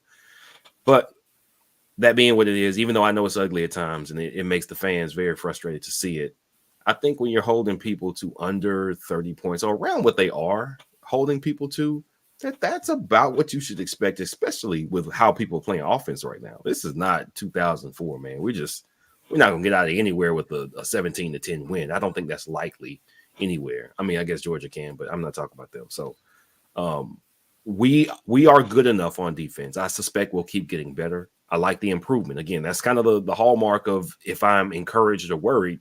Are we getting better at it? Yeah. 23 points to an Arkansas team, 14-3, was it, for the first half? I don't know what more you can expect from a defense who has some liabilities. When you can hold teams to these types of totals and just ask your offense to put up just under 30 to win it, I think you're in good shape. So I'm going B-. Right. Yeah, this is tough, right? So I have to judge the defense when I'm looking at this off of how well we execute the game plan, because this is not about coaching, right? Like, we're talking about the players and the execution on the field. That's true. For me, it's going to be a C+. Like, I just don't feel like our defense is playing poorly, but I don't feel like it's playing great either. I wouldn't consider us a good defense. I just think we're an average defense, right? Like, I don't feel like we're imposing our will on teams. The run defense has been porous at times. I mean, we've been good enough to win games, which makes it average to me, right? C+. It's middling. It's not great. It's not poor. It's just right there in the middle. So C+, bordering on a B, right? But like, that's the best that I can do for it, man. Just because, to be frank, Pritchett's had a horrible season, right? And so if half of your, if one of your two corners are just getting torched or routinely, like, so early in the season, it wasn't Pritchett, it was Ro Torrance that was over there, and then it was somebody else was playing over there at that other corner, but just missing tackles, taking bad angles. Then Pritchett got in there, and he was blowing coverages. And then Simpson plays occasionally. He's a good tackler, but he's not like breaking up passes. So it's like, absent of Roger McCrary on one side, we've still got to figure out the other side of the field. Then at safety, Smoke Monday is good when he's in the box, but not great in coverage. He's out of position quite often. Zion Puckett hasn't played like stellar. What's the other guy, the transfer guy? Darius Knighton. Knighton has been taking bad angles. I mean, he had the one interception, of course, against LSU. But I haven't seen anything where I felt like he was what I felt like we were coming into the season. I haven't seen that intimidating defense out of them. In the run defense, we've been suspect here and there. Our linebacker depth has, as you guys have stated, has not been great. Our pass rush, for whatever people feel like we don't have this intimidating pass, our pass rush has actually been pretty good. Our tackles for loss, again, we're in the top 5 in the country in tackles for loss. So the defensive line, I think, is actually playing fairly well. It's in the back end, and linebackers minus Jacoby McClain, like, have been okay, not great, right? Again, okay, but not great. So I'm gonna go C+. Mike G. I agree with everything Ike said, but for me that amounts to a B. When taking into account statistically where they came from last year. So yeah, that's why I put coaching so high and play still. But anyway. Yeah, I just think, for a bottom 10 third down conversion defense last year to be in and around the top 50 in 1 year, they're doing pretty good. Leading tackles for loss, we're third in the country in defensive touchdowns scored.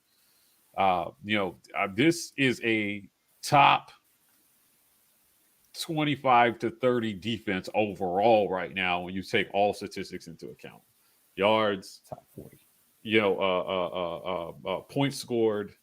Some of the statistics, right, that we are at the top of the country. And I just think, they're playing well. The difference between us and the 10 teams ranked front of us are like razor thin. So to me, in year one, they've put together so far through 7 games, a top 25 defense. What does the top 25 defense give you? It gives you a chance to win almost every game that you're in. And I feel like they've done that all season, including Georgia. 100% put the results of that game on the offense. So defensively, I think it's been, they're still searching for some pieces here, but I just think it's a B. I think a B gives you a chance to win every game. I think if it's a C in my mind, then defensively we have no chance in some of these games. I don't think they've been there just yet. So I struggle because some of the passing stuff, like the passing defense against Penn State, pushes me towards C. But then when I think about some of the other things they're doing, I'm like, maybe it's a B. Right. So again, I agree with everything Ike said. I just think it right now through 7 games, it amounts for a B. And they have a chance to finish out. There's still a lot of football left to play. So they can raise the score significantly. First year in the new system. Mm-hmm. These players are adjusting to what they're being asked to do. So they've got to figure out some stuff on the back end, though, like Ike said. Pritchett has got to, whoever's back there has just got to do better, man. We over the top, we have some issues deep. And those problems will manifest themselves come Iron Bowl time if we don't fix them. This Saturday, if we don't. Yes, I'm telling you, since some of the quarterbacks we have left on our schedule are definitely going to attack these deficiencies because there's tons of tape on it now. Yeah. So for this B, listen, this B could be a C by Saturday. But right now, because that's you, me, and B's grade there. Yeah. My B could be a C by Saturday. I might be right down there with Ike. Well, he was right. It was a C. So I just think right now they're doing some things well. I've been pretty impressed with Mason in his first year. I know a lot of people complained about the defense to date. I've heard people say, I wish we had Steele back. Nope. I do not. Because what Steele left last year was on a downward trajectory. So let's talk about that for a second. Yeah. Can we just camp out here for like half a second? I know we got one more thing we got to move on to. It's your show, Dawe. Go ahead. Listen. The players that we have that are contributing right now defensively, some of those are carryovers from Kevin Steele, right? Like Roger McCreary, a carryover from Kevin Steele. Zakoby McClain, carryover from Kevin Steele. Derek Hall, Colby Wooden. Mm-hmm. But like a lot of the players that have been difference makers for this team aren't Kevin Steele guys. Echo Leota is not a Kevin Steele guy. Right. Tony Ferris, not a Kevin Steele guy. Marcus Harris, not a Kevin Steele guy. Right. And some of the people who Kevin Steele left over on this team aren't even on this team anymore. Yeah. They went somewhere else and they're not playing great on those other teams. Well, they're not playing. Right. Let's be clear about what Kevin Steele left this defense with. It was bad last year. Yeah, it was. The defense was just not good last year when Kevin Steele was still here. And a lot of those players aren't making the depth chart this year because they're not that good. Yeah. Like we're living off of the memory of Derek Brown. That's it. And Marlon Davis. And Marlon Davidson. Yeah. And thinking that's Kevin Steele. It's not. That's 2 generational talents along the defensive line that made everybody else. Now, again, I get it. Other pieces fit around that really well. And we still had Zakoby McClain. But like Florida in 2019 ran straight through that defense at the end of that game. Yeah. Uh-huh. Now, a lot of that was the offensive end, but still, my point is that we've got to stop romanticizing Kevin Steele's defense and realize what it was. It was very simple, so it allowed the guys to play fast, but they also, from a skill perspective, we see when they're asked to do more complex things, they're not able to do it. Like what you would have to do at the next level? Right. Right. Yeah. So And only the guys who have singular transferable skills, who really have those skills, because 2017, somebody made that point. Well, Marlon and DB weren't that good in 2017. No, but Jeff Holland was a very good pass rusher. And as soon as he left, we took a step back in that. Carlton Davis was an all-world cover corner. And as soon as he left, we took a step back in that. And that is also kind of a tell of how good is the defensive court. Can you maintain production with different guys? We could not. We get a guy that's great. He does great, and then as soon as that guy leaves, we start sucking at that thing.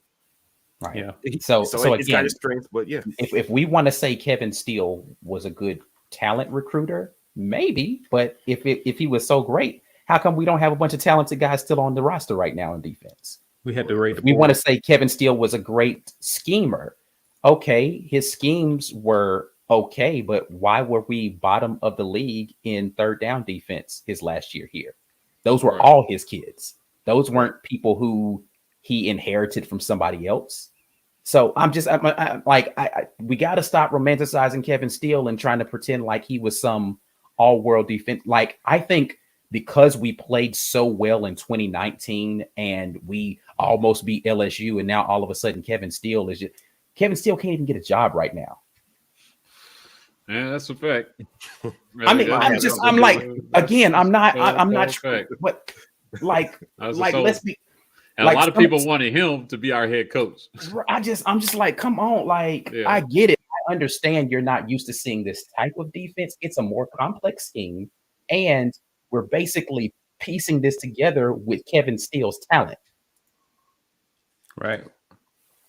In other words, be patient. Be patient. Just like we're trying to be patient on offense, be patient on defense. But what another thing too is people expect, because our defense was a strength of Auburn for the past few years, that you just expect them to just continue being that under the assumption of, hey, Kevin Steele is not here, but we should still have Kevin. They should still be the strength of the defense. Well, they're learning a new scheme just like the offense. Yeah. So yeah. I mean, yeah, it's funny. I've been saying that, I've been screaming this in comment sections and on Twitter for the last 2 weeks. Keep the same energy for everybody. Sure. That's all that I ask, right? You know, a lot has been made about the offense and the new system and Bo adjusting and running backs adjusting and offensive line adjusting. Well, you know, the defense is adjusting too.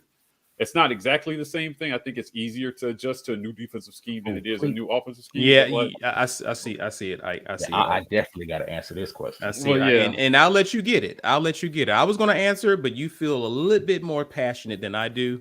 Yeah. Is it? Oh, yes. Oh, that's a great question. Can I answer this? Go for it. Three of us want to answer. Go ahead, Mike.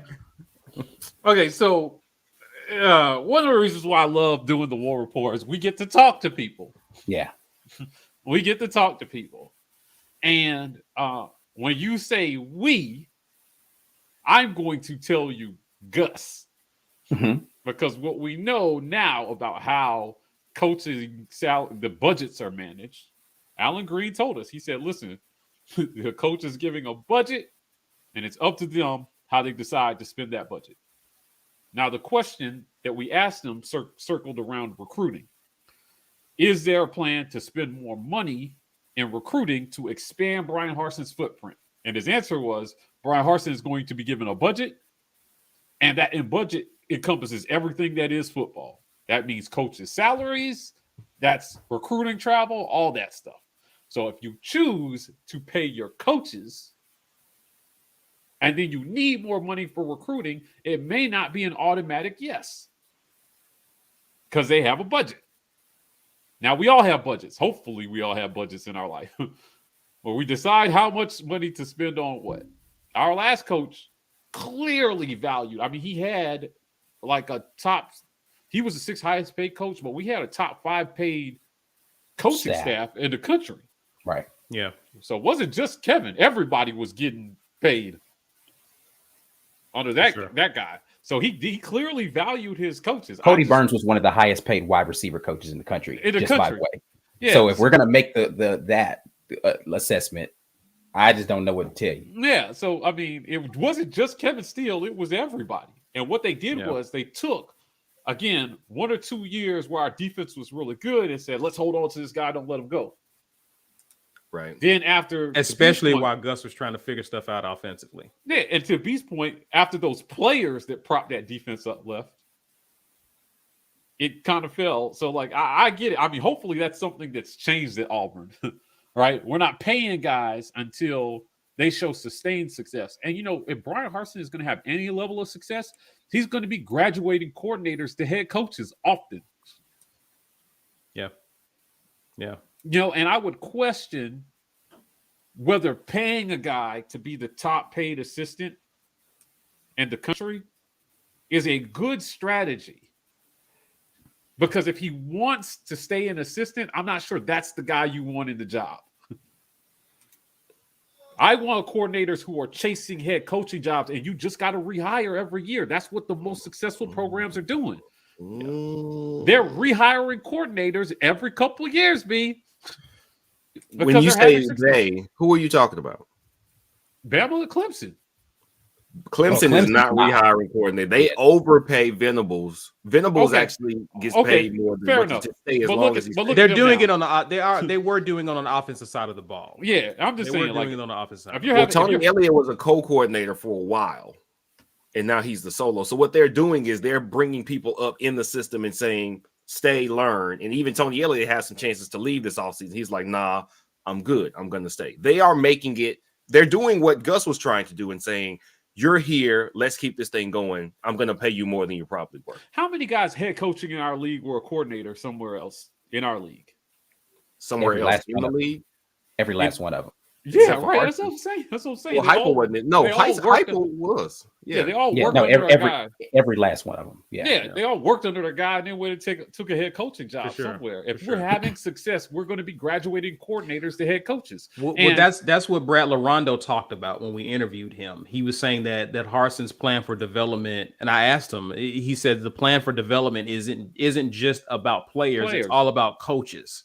So the idea is that these guys have a plan for their development, their process, and we can bring guys up that want to become head coaches one day. That's the plan on Harsin. I guess my point is you should not break the bank to pay an assistant to stay because you don't want to go out and find the next good assistant. That's all I'm saying, right? If you're confident in your ability to be able to evaluate and hire coaches, you're not paying some dude a small coach's salary like what Gus is making at UCF to be a coordinator at Auburn. Hey, man, we wish you well. Let's go out and find the next guy because we have a defensive philosophy. He specifically said it's about developing the coaches as well, right? Yeah, like the coaches need to be developed to the place where, all right, cool. This guy moves on. I'm just going to bump up the guy who was the linebacker coach. Now he's going to be my defensive coordinator. Great. Right. Listen, wish you all the success in the world. Right. That's what he didn't bat an eye. What's the guy's name that was defensive when Rocker left? He was like, "Hey man, peace be with you, bro. We can get somebody we're gonna move on to the next person. Cool. Next guy. Yeah. Make a phone call to the next. Like, if you have a better opportunity, by all means, don't let me stand in your way. I will bring somebody else in." Rocker tried to leverage that situation for more money from Auburn, is what we heard. Brian Harsin said, "Okay, bye, Felicia. I'm not going to sit here and let you extort me for more money. We're just going to go out and find another good coach." Right. So that's all I'm saying, man. Like, listen, if Derek Mason isn't the head coaching job somewhere in a couple of years, I'll be a little disappointed. Yeah. No. Yeah. Right? That's what I think. You know, unless it's a guy who's been like a perennial coordinator, like, you know what I mean? There's some guys who just do settle into coordinators and that's all they want to be. I know Virginia Tech had a coordinator like that Bud Foster. Foster was there like forever. He was great. He was great in that role. Yes. Yeah. But it wasn't worth $2 million a year, 2.5 is what all I'm saying. I don't think Steele's production was worth 2.5 a year. Yeah. So, to make up for what our head coach wasn't doing as the offensive genius that he was supposed to be, then you needed Kevin Steele there to be able to stabilize that environment. But again, don't romanticize his paycheck and his players with his coaching performance. Not the same thing. No, not the same. So I don't care how much he gets paid to do, like throwing up how much money he makes doesn't make me feel like he's a better coach. Gus was one of the top 10 paid coaches in the country. And I'm still not going to ever agree with anybody he was a top 10 coach. Sorry. Right. All right, guys. Yeah, we can move on. Offense. Let's talk about it. Number 30 in the country in offense, 35.4 points per game, 447 yards per game. Passing 145 completions out of 245 attempts for 59%. It leads us at 1763 in total yards passing, an average of 251 per game. Total of 10 touchdowns, 2 interceptions. Rushing wise, we're 36th in the country with 239 attempts, coming out to a total of 1,372 yards on the ground for 196 yards average per game, 15 total touchdowns. Now, I remember last year when we used to talk about grades. And I remember, I think we averaged, best case, maybe a C- last year. Offensively, like our offensive grades were pretty abysmal. Okay. So the grade I'm giving may not be positive, but I'm looking at it in the totality of where we were coming from. I think very rarely we averaged anything close to a B at points last year. I think when you talk about the offense, you're talking about execution. I think what's so frustrating about Georgia is the opportunities were there, the execution was not. Even in the game against Georgia State, it's execution, right? I think Arkansas has given us a glimmer of hope that things are starting to come together. But what makes us so cautious is we need to see it more than once, right? So for now, it's difficult for me to give this team a B. I'm giving them a C+. But when you think about the grades we were giving a year ago, this is improvement. And they have an opportunity moving forward to push them into B- for me. So I'm giving them a C+. B? My grade will not take into account the performances against Akron and Alabama State for obvious reasons. Oh, okay. Yeah. That's stat pad. That's fair. Fair. If we're paying the opponent to come here, then that means they had no business on the field with us in the first place, and I don't count Georgia State. Georgia State again as well. So. I am counting Georgia State though because we underperformed. I'm gonna let you do your thing, but I'm gonna talk because we underperformed. What we did was underperform to a point where now they did belong on the field with us, and that should have never happened. The offense has gotten better, and we are in a place where we are hopeful for what we will see not only next weekend against Ole Miss, but the weekend after that on the road against South Carolina, at home against Mississippi State, so on and so forth. We've got something to build on. The first 2 games were fool's gold. And I don't knock the coaches. What are you supposed to do? Hey, don't play so hard. Go out there and struggle so we can look as bad as we actually are right now. No, you're not going to do that. You tell your players to run something. They run it. It works, and it's easy because the opponent is bad. And you look great. The minute we got on the field against quality competition, we looked more like what we saw in 2020, which made sense because most of these guys were the 2020 guys. The entire offensive line. Our best running back, maybe that's a coin flip on who the best running back is. I'll leave that discussion for another day. The quarterback, most of the wide receivers, everybody was here running a system that plenty of professional and college scouts and coaches would say is an illegitimate college offensive system. It's definitely not translatable to the pros, and it probably doesn't even work in college for real. They run that system. You get them in here to do something different, and you have to break old habits before you make new ones. You have to teach the game the way the defense is learning how to play things that they haven't played before. It's really hard for me to put something on these players when they haven't been given the tools to be great before this year. They have not been given the tools to be great before this year. If we had a player that had some God-given next level skills and talent, then they could stand out. But the coaches and the system prior to this year did nothing to maximize their talent. And then all that gets turned on his head. And I'm trying to be as fair as possible. I'm trying to be fair because from what we are hearing, everybody who's on that field is giving their best. They are trying their best. And if they are not succeeding, it is not because they are not trying their best. And what we have said about coaching is they have been given the opportunities to succeed. I can't give this offense a B based on one game, man. That's what it feels like. It feels like here we are coming off of this bye, and the last thing we saw was our offense looking the best it's looked since 2017. And I have to give them a grade on offense, but I can't have so much recency bias that I forget how we looked against Georgia State with the same guy at quarterback who just looked magnificent against Arkansas, or how poor we looked in spurts at Penn State. I say C+, and they got some room to make it different for the end of the year, but on average, we have just come up with some things at the right time, including the switch to Finley. And it's really hard to give too much credit for a really, really bad LSU team kind of laying down for us. Just a little bit, because they're not that good. So I'm going to say C+. C+.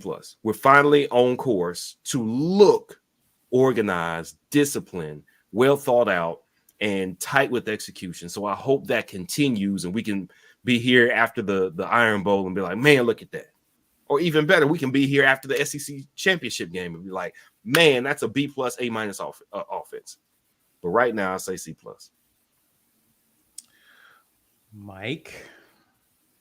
I'm going to go just a little bit worse than B, and I'm going to go with a C-. I 100% agree with everything Brian said. I'm going to, based on our performance in the games after games 1 and 2, we stat padded a little bit. Games 1 and 2. Now I'm going to admittedly was on a different train after those games because I got to tell you, man, the bar has been set so low for our expectations offensively that when we see anything that looks like improvement, everybody jumps out of their skin. And then people start screaming, Mike hates Auburn because I'm not jumping out of my skin at what I'm seeing. I'm just like, guys, let's pump the brakes here. So based on execution through SEC play and Penn State, I'm a strong C-. I am. It's not bordering a C or C+. It is a C- based on execution. So what does that mean? Guys, drops are a problem. There's no way to put it. The drops are a problem for how this coaching staff wants to call games. We dropped 19 balls last year. Through 7 games, we have dropped 23 passes. 9 of those have been by tight ends or running backs. So while it's great that we're throwing to the tight ends more, they're dropping it and adding to that total. So that's tough. That's a tough pill to swallow, right? We have great running backs, but through SEC play, except for Arkansas, we have not had the balance that we would have liked. So now our run game is starting to suffer. Our O-line still needs work in pass pro. And their strength was run blocking. But again, without balance, run blocking becomes a problem because teams are just going to stack the box against us and dare our quarterback to beat them. And then the recency bias that Brian's talking about, I cannot ignore, right? Listen, Arkansas was a great game, but let's not pretend like this team didn't just give up 50-something points to Ole Miss the week before. So that's what we were supposed to do. And we were just sitting here hoping, how can we get to 30 points in SEC play? Offensively, they snuck that out. So, we got to score points, man, to win. We do. That's the thing that I hope stays on the upward trajectory. Arkansas was a good team against the pass by the numbers and a bad team against the run. And we were able to throw the ball on them. So I was hopeful. I didn't want to discount Arkansas's pass defense because I wanted to hope that our pass offense is actually getting better. I didn't want to write that off as oh, they're just not a good defense. But, you know, with the problems at wide receiver and the inconsistencies at quarterback, again, recency bias, we have not seen enough to suggest that what we saw last week, we will see next week. If anybody's sitting here and they're telling me, based on how we performed offensively during Arkansas, that they're confident about how we're going to perform versus Ole Miss at home, that's cap. You have not seen enough. Any level of consistency, and I would give them a B. But it just has not been consistent enough, man. It just hasn't. And we're talking about execution and players and not coaching. From an execution standpoint, this team is a C- offensively because I can't trust it. A B team you can trust about what you're going to get from week to week. Nobody knows what the hell we're going to see from week to week with this team. Now, I hope I'm wrong by next week. By next week, I'd love to eat crow on this one and just say, you know, hey, listen, that's 2 weeks in a row. Pass offense looks efficient. You know, we're balanced. We're running the ball against SEC competition. You know, I didn't want to discount what we did on the road against Arkansas. It was still a road game. Want to give credit where credit is due. But we are not that far removed from having benched our starting quarterback versus Georgia State. I can't put that in my rearview mirror the way a lot of fans have. So until we've seen it, until we've actually seen the consistency, I'm not ready to say I trust the trajectory of this offense just yet. C-. That's where I'm at. All right. So I had to think about this one a while when I was trying to put this together. I, unlike B, am not throwing out the first 2 games because they happened and because Georgia State happened. If we had just blown Georgia State out of the water, I'd say, okay, throw out all of the teams that are not Power 5 teams and just look at how we performed against Power 5 competition, right? Because it's clearly a separation in. But if you actually go back and look at Alabama State, the offense wasn't playing that great in the first half of that game. Fair. Right? You know, we looked great against Akron, but Alabama State offensively, we were kind of the first half of that game. Penn State, the offense was just okay. So again, I have to look at this on how the plays were being executed. Were there plays there to be made, and did the guys on the field make those plays? I also have to look at this in conjunction with how I graded my defense, and I graded the defense pretty harshly. Having said all of that, I'm going to have to be with Mike on a C- here. Going to have to be on a C- for the offense. You know, our special teams bailed us out in a couple of spots. Let's just be clear about that. A punt block, a kick block, even a really great punt in the Arkansas game that got them down inside the 10-yard line so that we were able to get that sack / forced fumble touchdown that changed the trajectory of the Arkansas game, because the offense had been good early, sputtering middling, and then picked it up late, right? The inconsistency in how we play offensively, specifically in pass catching, specifically in our offensive line play, I can't give it above a C-.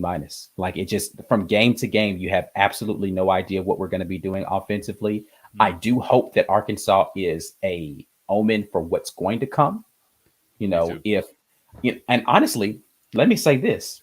I actually think, despite everything that we've said about, you know, the moon ball phenomena that started happening in the Penn State game, and I don't know what was going on with his fastballs versus, you know, touch in the Georgia game, Bo Nix has actually played decently this year. He's played up to the level that you really need him to play for us to win football games. He's a low 60% completion guy. If you adjust that completion percentage, he's probably mid to high 60s after you get rid of drops and intentional throwaways, right? Bo Nix has done his job this year. You got to catch the ball. You got to figure out how to be a little bit better in the pass game so that we can run the ball, because teams are just going to dare us to do that. The offensive line has played okay, not great. Again, wide receivers have been disappointing. If you get to, just separation in routes, how they're running routes and what they're seeing versus what the quarterback is seeing, catching the ball, it's not been good. Tight end play has been okay, not great. John Samuel Shanker's been pretty good. He's dropped a couple of balls this season, but outside of him, Tyler Fromm's just started to play. We just get in, some burn from Landon King this year. It hadn't been fantastic on that standpoint either. So a C-, that's the best I can do from the performance. Yeah, agree with all that. I want to add one more thing here too.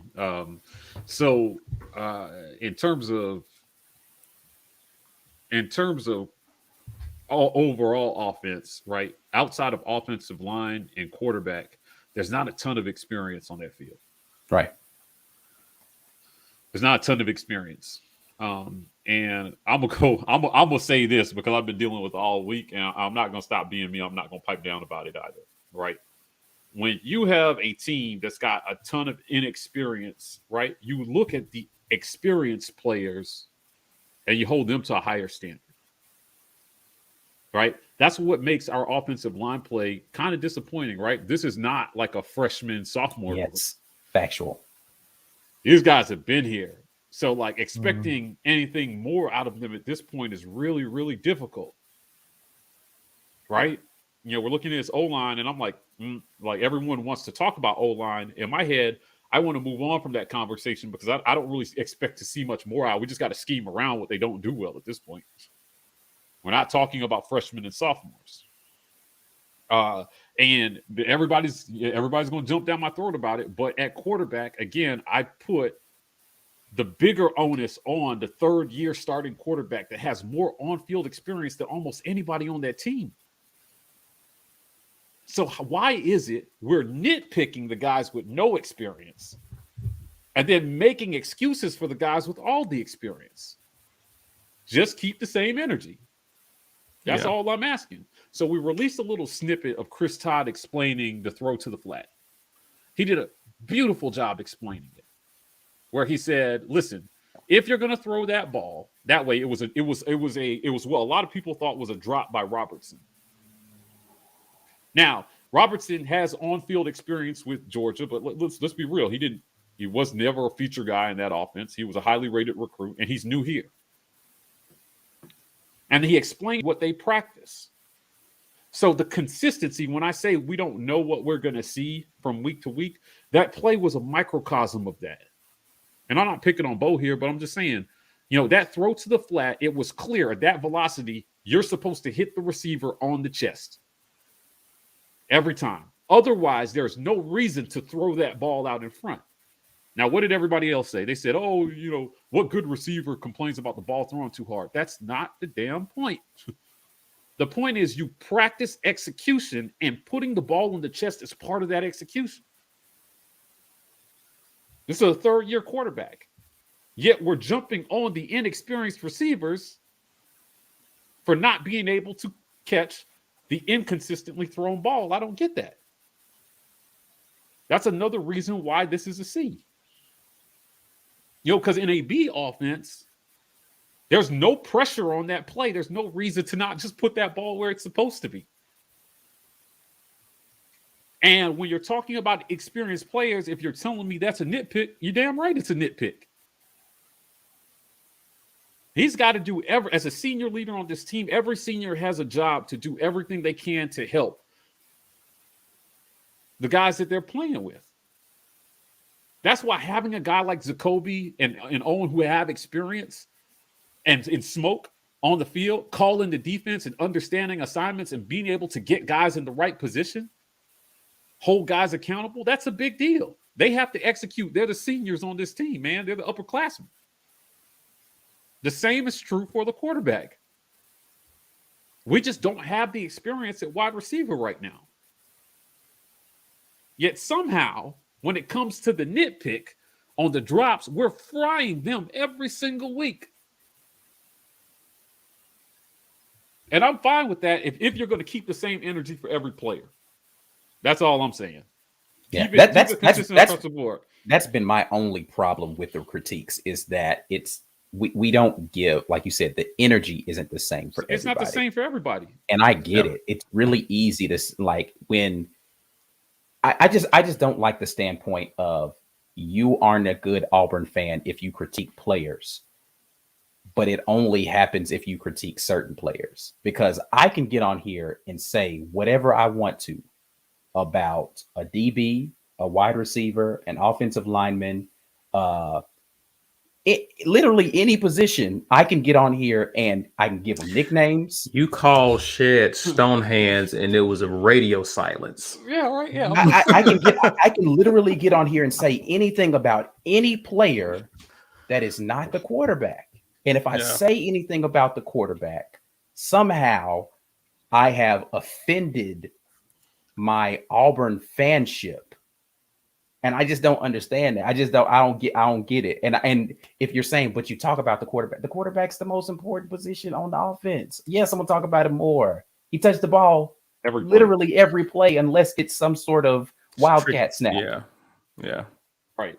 Which outside of that, every single play he's going to touch the ball. He's going to impact all of them. I don't think that's unfair. I just don't. I'm sorry. I just, as much as I'm gonna say Smoke Monday's got to do better in coverage because he's the quarterback of that defensive backfield. He's got to play better. It's point blank period. If people are out of position, you look to Smoke Monday and say, what are we doing out here, dude? You are the guy that's supposed to get people in the right position. Why are they out of position so much? If we're out of our run fits, you're going to look at Zacoby McClain and say, Zacoby, you're supposed to be our eraser in the middle there. Why are we not getting the run fits that we're supposed to get? Yeah. It's what his job is. His entire job is to quarterback the front seven. So if the front seven isn't playing well, you look at Zacoby McClain and you say, you are the leader of that unit. Get them right. For sure. 100%. And next year. And Zacoby McClain, sorry to cut you off. Zacoby McClain is the guy that makes up for a lot of the errors that happen in the front seven. So when people are out of position, he just guesses right and gets us right. Yeah. That's what you're supposed to do. You're the quarterback. Yeah. You're supposed to elevate the play of the people around you. That's just what happens. I realize it's not these are not popular opinions, right? Because again, if you're not going to keep the same energy for every player, then I don't want to hear you talk about any of them. Basically, yes. I don't want to hear about wide receiver drops. If we're not going to talk about how the ball is thrown, I don't want to talk about how the ball is caught. And let's be clear. Let's be clear. We talked about this. We talked about this. You got two coaches on the field. That play happens where the screen pass to Robertson is an incomplete pass. You have a wide receiver coach talking to the receiver saying, hey, you make that catch. You get your hands on it and make that catch. But you also have a QB coach saying to the QB, put that ball. You know where the ball is supposed to be. Right. Both guys are being coached about how to make a better play of that. Right, not just one coach. I guess my point is that, going back to practice and what you practice on those routine plays, right? What is the point of practicing ball placement if you're going to get in the game and the ball is going to be at a different velocity and out of place than what you practice? They don't practice throwing that ball, whatever. That's why we picked that play to kind of show what the detail in the throws. Has anybody ever seen the TikTok of Tom Brady throwing a literal football into a automatic ball machine? That's fake, by the way. Is it? Yeah. On the field? A special effects guy. No way. Yeah, it's fake. Yeah. You talking about the real popular where he's like throwing it and spinning it back out of him? Yeah, it's fake. No way. Yes, that's right. Okay, all right. Let's move on from that. I watched it. I was like, "Whoa! Like, how could he do that?" In my head, I'm just thinking, like, how could he do that? We're talking about the entire offense. It's not just I just spent Amazing. so much time talking about how poorly wide receivers were playing and the offensive line was playing, and you're like, why are we talking about Bo? I just don't. Listen, we're doing grades over the first half of the season. We're talking about the team. What else do you want to talk about? Big Blue, it was a topic of conversation. I'm just after the Georgia game. I love you, Big Blue. Appreciate you always coming through on comments. Love you, but after let's elephant in the room. After the Georgia game, there was a, and it didn't start with us either. There was an idea going around that Bo throws the ball too hard. And that's why receivers are dropping it. Now, I never subscribe to that theory. I don't. I just think there are correct throws for the right situations. So there's a variety of velocities that you have to throw the ball at, depending on the play. We sat down with a quarterback to explain. He said he explained the three types of throws and the trajectories and even some of the drills that they go through when you're trying to throw a ball into a trash can. You can't throw it on a rope, right, at a high velocity. Right. Of the 9 drops that we have had this year, some of that velocity matters when you're throwing to running backs and guys who just don't have a lot of experience catching the ball, young players, or help them out a little bit. Again, what's his name? Devontae Smith doesn't win the Heisman if Mac Jones is all over the place with his ball placement. I think it's a big misconception about a lot of the Alabama quarterbacks and their receivers over the years.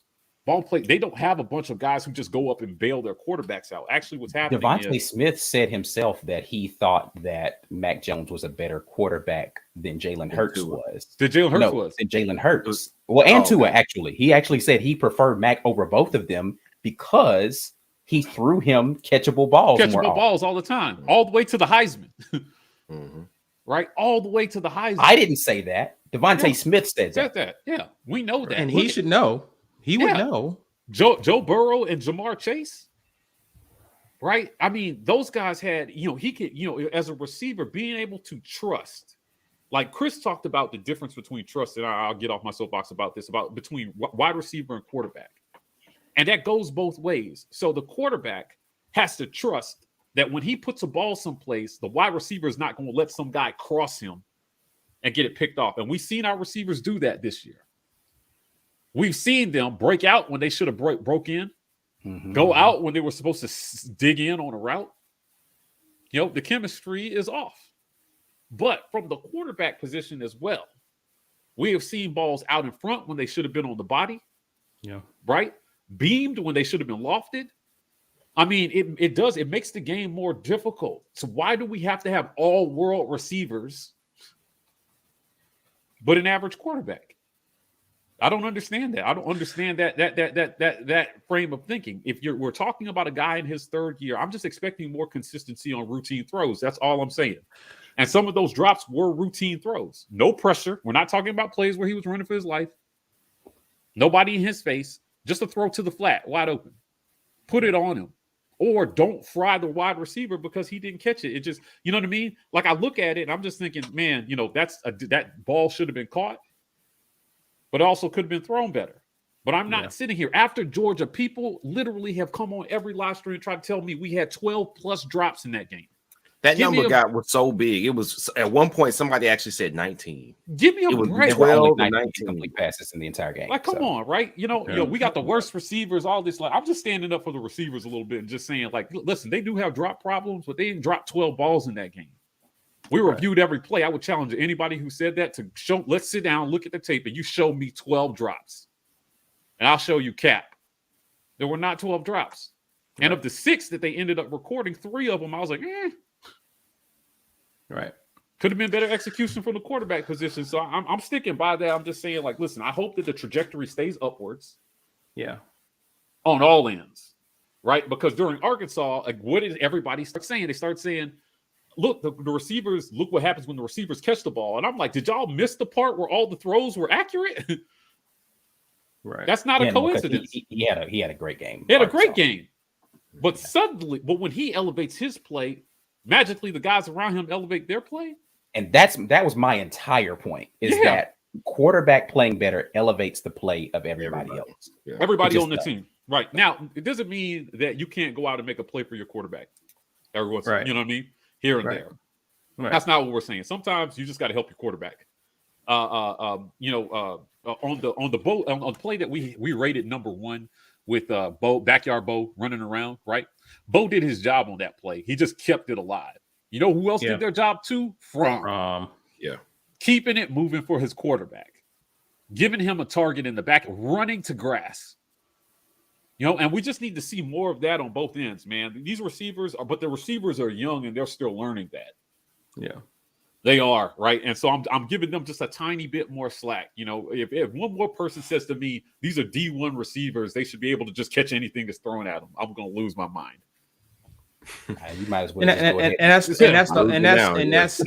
where if you came in on that, we're not singling out a player. What we're saying is there's enough coaching to go around with this offense to where when a play breaks down, very rarely is it one point that play broke down. There are also other areas that could be coached up to where you prevent that from happening moving forward. Facts. Let's be objective in terms of assessing where all those points were where the play broke down and did not be successful. Let's be fair in our criticism across the board instead of singling out one guy. Let's go ahead and wrap this up. Jazzy Joe, we appreciate you, man. Hey, my brother. We see your super chats. War Eagle to you, my brother. You also super chatted us early. I just jumped into the vibes. Feels like we just lost what I missed. Soapbox. That's all. You just saw a soapbox. Us kind of addressing some things, criticisms, but it is what it is. Glad to have you with us, man. Mike, take us out, man. We got some announcements. Well, listen. Become an insider. We are doing some good things at the War Rapport this year. Part of that insider perk is going to be this special Watch the Film segment that we're doing. This is brought to you guys by Devin Aromashadu, mortgage banker. Devin's contact information is here. If you need help with a mortgage, if you're buying a home, contact Devin. He's a great guy, Auburn alum. One of our favorite people here at the War Rapport, does a great job breaking down film with us. So he's bringing some friends. He's bringing some friends to this live stream. This is going to be a fun time. We're dropping this Tuesday instead of tomorrow. So we're going to be off our normal Monday night Watch the Film segment, and it's going to be pre-recorded, but we're going to drop this Tuesday night for you guys and then chop it up with you guys in the comments after, based on what the guys show us. So we appreciate everybody who has become an insider so far this year. We're happy to be able to bring you guys this segment. Congratulations to our raffle winner. Also, if you didn't win the raffle, our merch store is live. You can find this link in the About section of our YouTube channel. We're live on podcast, so go check us out on Apple, Spotify, SoundCloud. Want to give a special shout out to our title sponsor, University Ace Hardware. Go check them out at 2101 East University Drive in Auburn, Alabama, over there by the movie theater and pretty close to the Tesla supercharging stations. Found that out when I went down to Auburn for the Georgia game. Also want to give a shout out to our sponsor, BUSR. Guys, whether you place one bet a year or 50, sign up at busr.com/rapport. Every time you guys sign up for an account, it helps us. So you can support us by supporting our sponsors. Last but not least, we got this interview is live with Chris Todd. Appreciate Chris stopping by to talk to us about everything quarterback. He's talking mechanics and chemistry with us and ball consistency. So go check that interview out. In the off season, we drop a building report every Monday. They're a little bit more scarce here because schedules get busy with the guys that we're interviewing, but Chris stops by every now and then to give us goals, so we appreciate him for that. Guys, listen, we thank you for hanging out with us on a Sunday. Before you get out of here, be sure to share this video if you're on social media, Facebook, Twitter, using hashtag Get Your Weight Up so that other people can find this great conversation and discussion and can interact with us. Even if it's after the fact, they can comment and leave their opinions as well. We enjoy the discussion. Also, guys, get those likes up for this video. We'd greatly appreciate it. And subscribe to our channel if you haven't done so already. You can also find us on Instagram, Facebook, and Twitter at The War Rapport. We are TW Rapport on TikTok. That's it for now, guys. But we got more on the way this week as we get ready for Ole Miss. We will definitely be seeing you throughout the week. But until then, guys, have a great rest of your weekend. And as always, War Eagle. War Eagle.